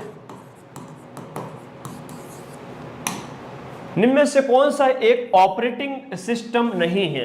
दिए गए में से कौन सा एक ऑपरेटिंग सिस्टम नहीं है? आंसर को पहचानिएगा और एक बार शेयर कर दो, जितने भी साथी जुड़े हुए हैं, अच्छा लगेगा मुझे भी, है ना। जितने भी साथी जुड़े हैं, अपने प्यारे साथी नन्हे मुन्ने सभी शेयर कर दो, मेरे सभी कांस्टेबल वाले वर्दीधारी भावी कांस्टेबल अभ्यर्थी सारे के सारे बच्चे शेयर कर देंगे जी। कौन सा एक ऑपरेटिंग सिस्टम नहीं है? दिए गए में से यूनिक्स है, लिनक्स है, जावा है, ये विंडोज 11 है। आपका यहाँ पर ऑपरेटिंग सिस्टम इसमें कौन सा नहीं है? ऑपरेटिंग सिस्टम की बात करें तो सारे के सारे ऑपरेटिंग सिस्टम में लिनक्स है, यूनिक्स है, विंडो 11 है, लेकिन जावा यहाँ नहीं, लैंग्वेज हो जाती है। और ऑपरेटिंग सिस्टम की हम बात करें और इसमें हम बात करें एंड्रॉयड हो गया, उबंटू हो गया, एंड्रॉयड हो गया, एंड्रॉयड हो गया, उबंटू हो गया, मिंट हो गया, MS DOS हो गया, विंडोज 11 हो गया, ये सब के सब क्या है? आपके ऑपरेटिंग सिस्टम के पार्ट है। ओके, चलिएगा। प्रोग्रामिंग लैंग्वेज है, बिल्कुल रवि, जावा तो प्रोग्रामिंग लैंग्वेज है। एंड्रॉयड एक तरह का किस प्रकार का सॉफ्टवेयर है? एंड्रॉयड की एक यूटिलिटी है, कनेक्टिविटी है, या सिस्टम है, या एप्लीकेशन है? एंड्रॉयड एक क्या हो जाता है जो है बात करें हम,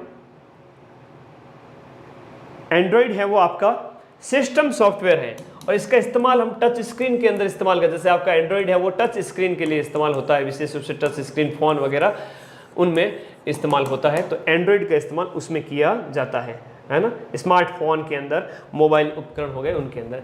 लिनक्स एक जो ऑपरेटिंग सिस्टम है वह मैक, विंडोज, माइक्रोसॉफ्ट या ओपन सोर्स, किस टाइप का ऑपरेटिंग सिस्टम है लिनक्स? ये सभी अभी ऑपरेटिंग सिस्टम की हम बात करें, थोड़ा ध्यान दीजिएगा इसमें। हाँ जी, बहुत बढ़िया, शाबाश। लिनक्स की हम बात करें, लिनक्स क्या है? लिनक्स एक ओपन सोर्स सॉफ्टवेयर है ना। लिनक्स क्या है? ओपन सोर्स सॉफ्टवेयर है, ओपन सोर्स सिस्टम है। लिखिएगा, देखो यूनिक्स के सिद्धांत के ऊपर ये काम करता है विशेष रूप से, है ना, यूनिक्स सिद्धांत पर काम करता है। तो 100 क्वेश्चन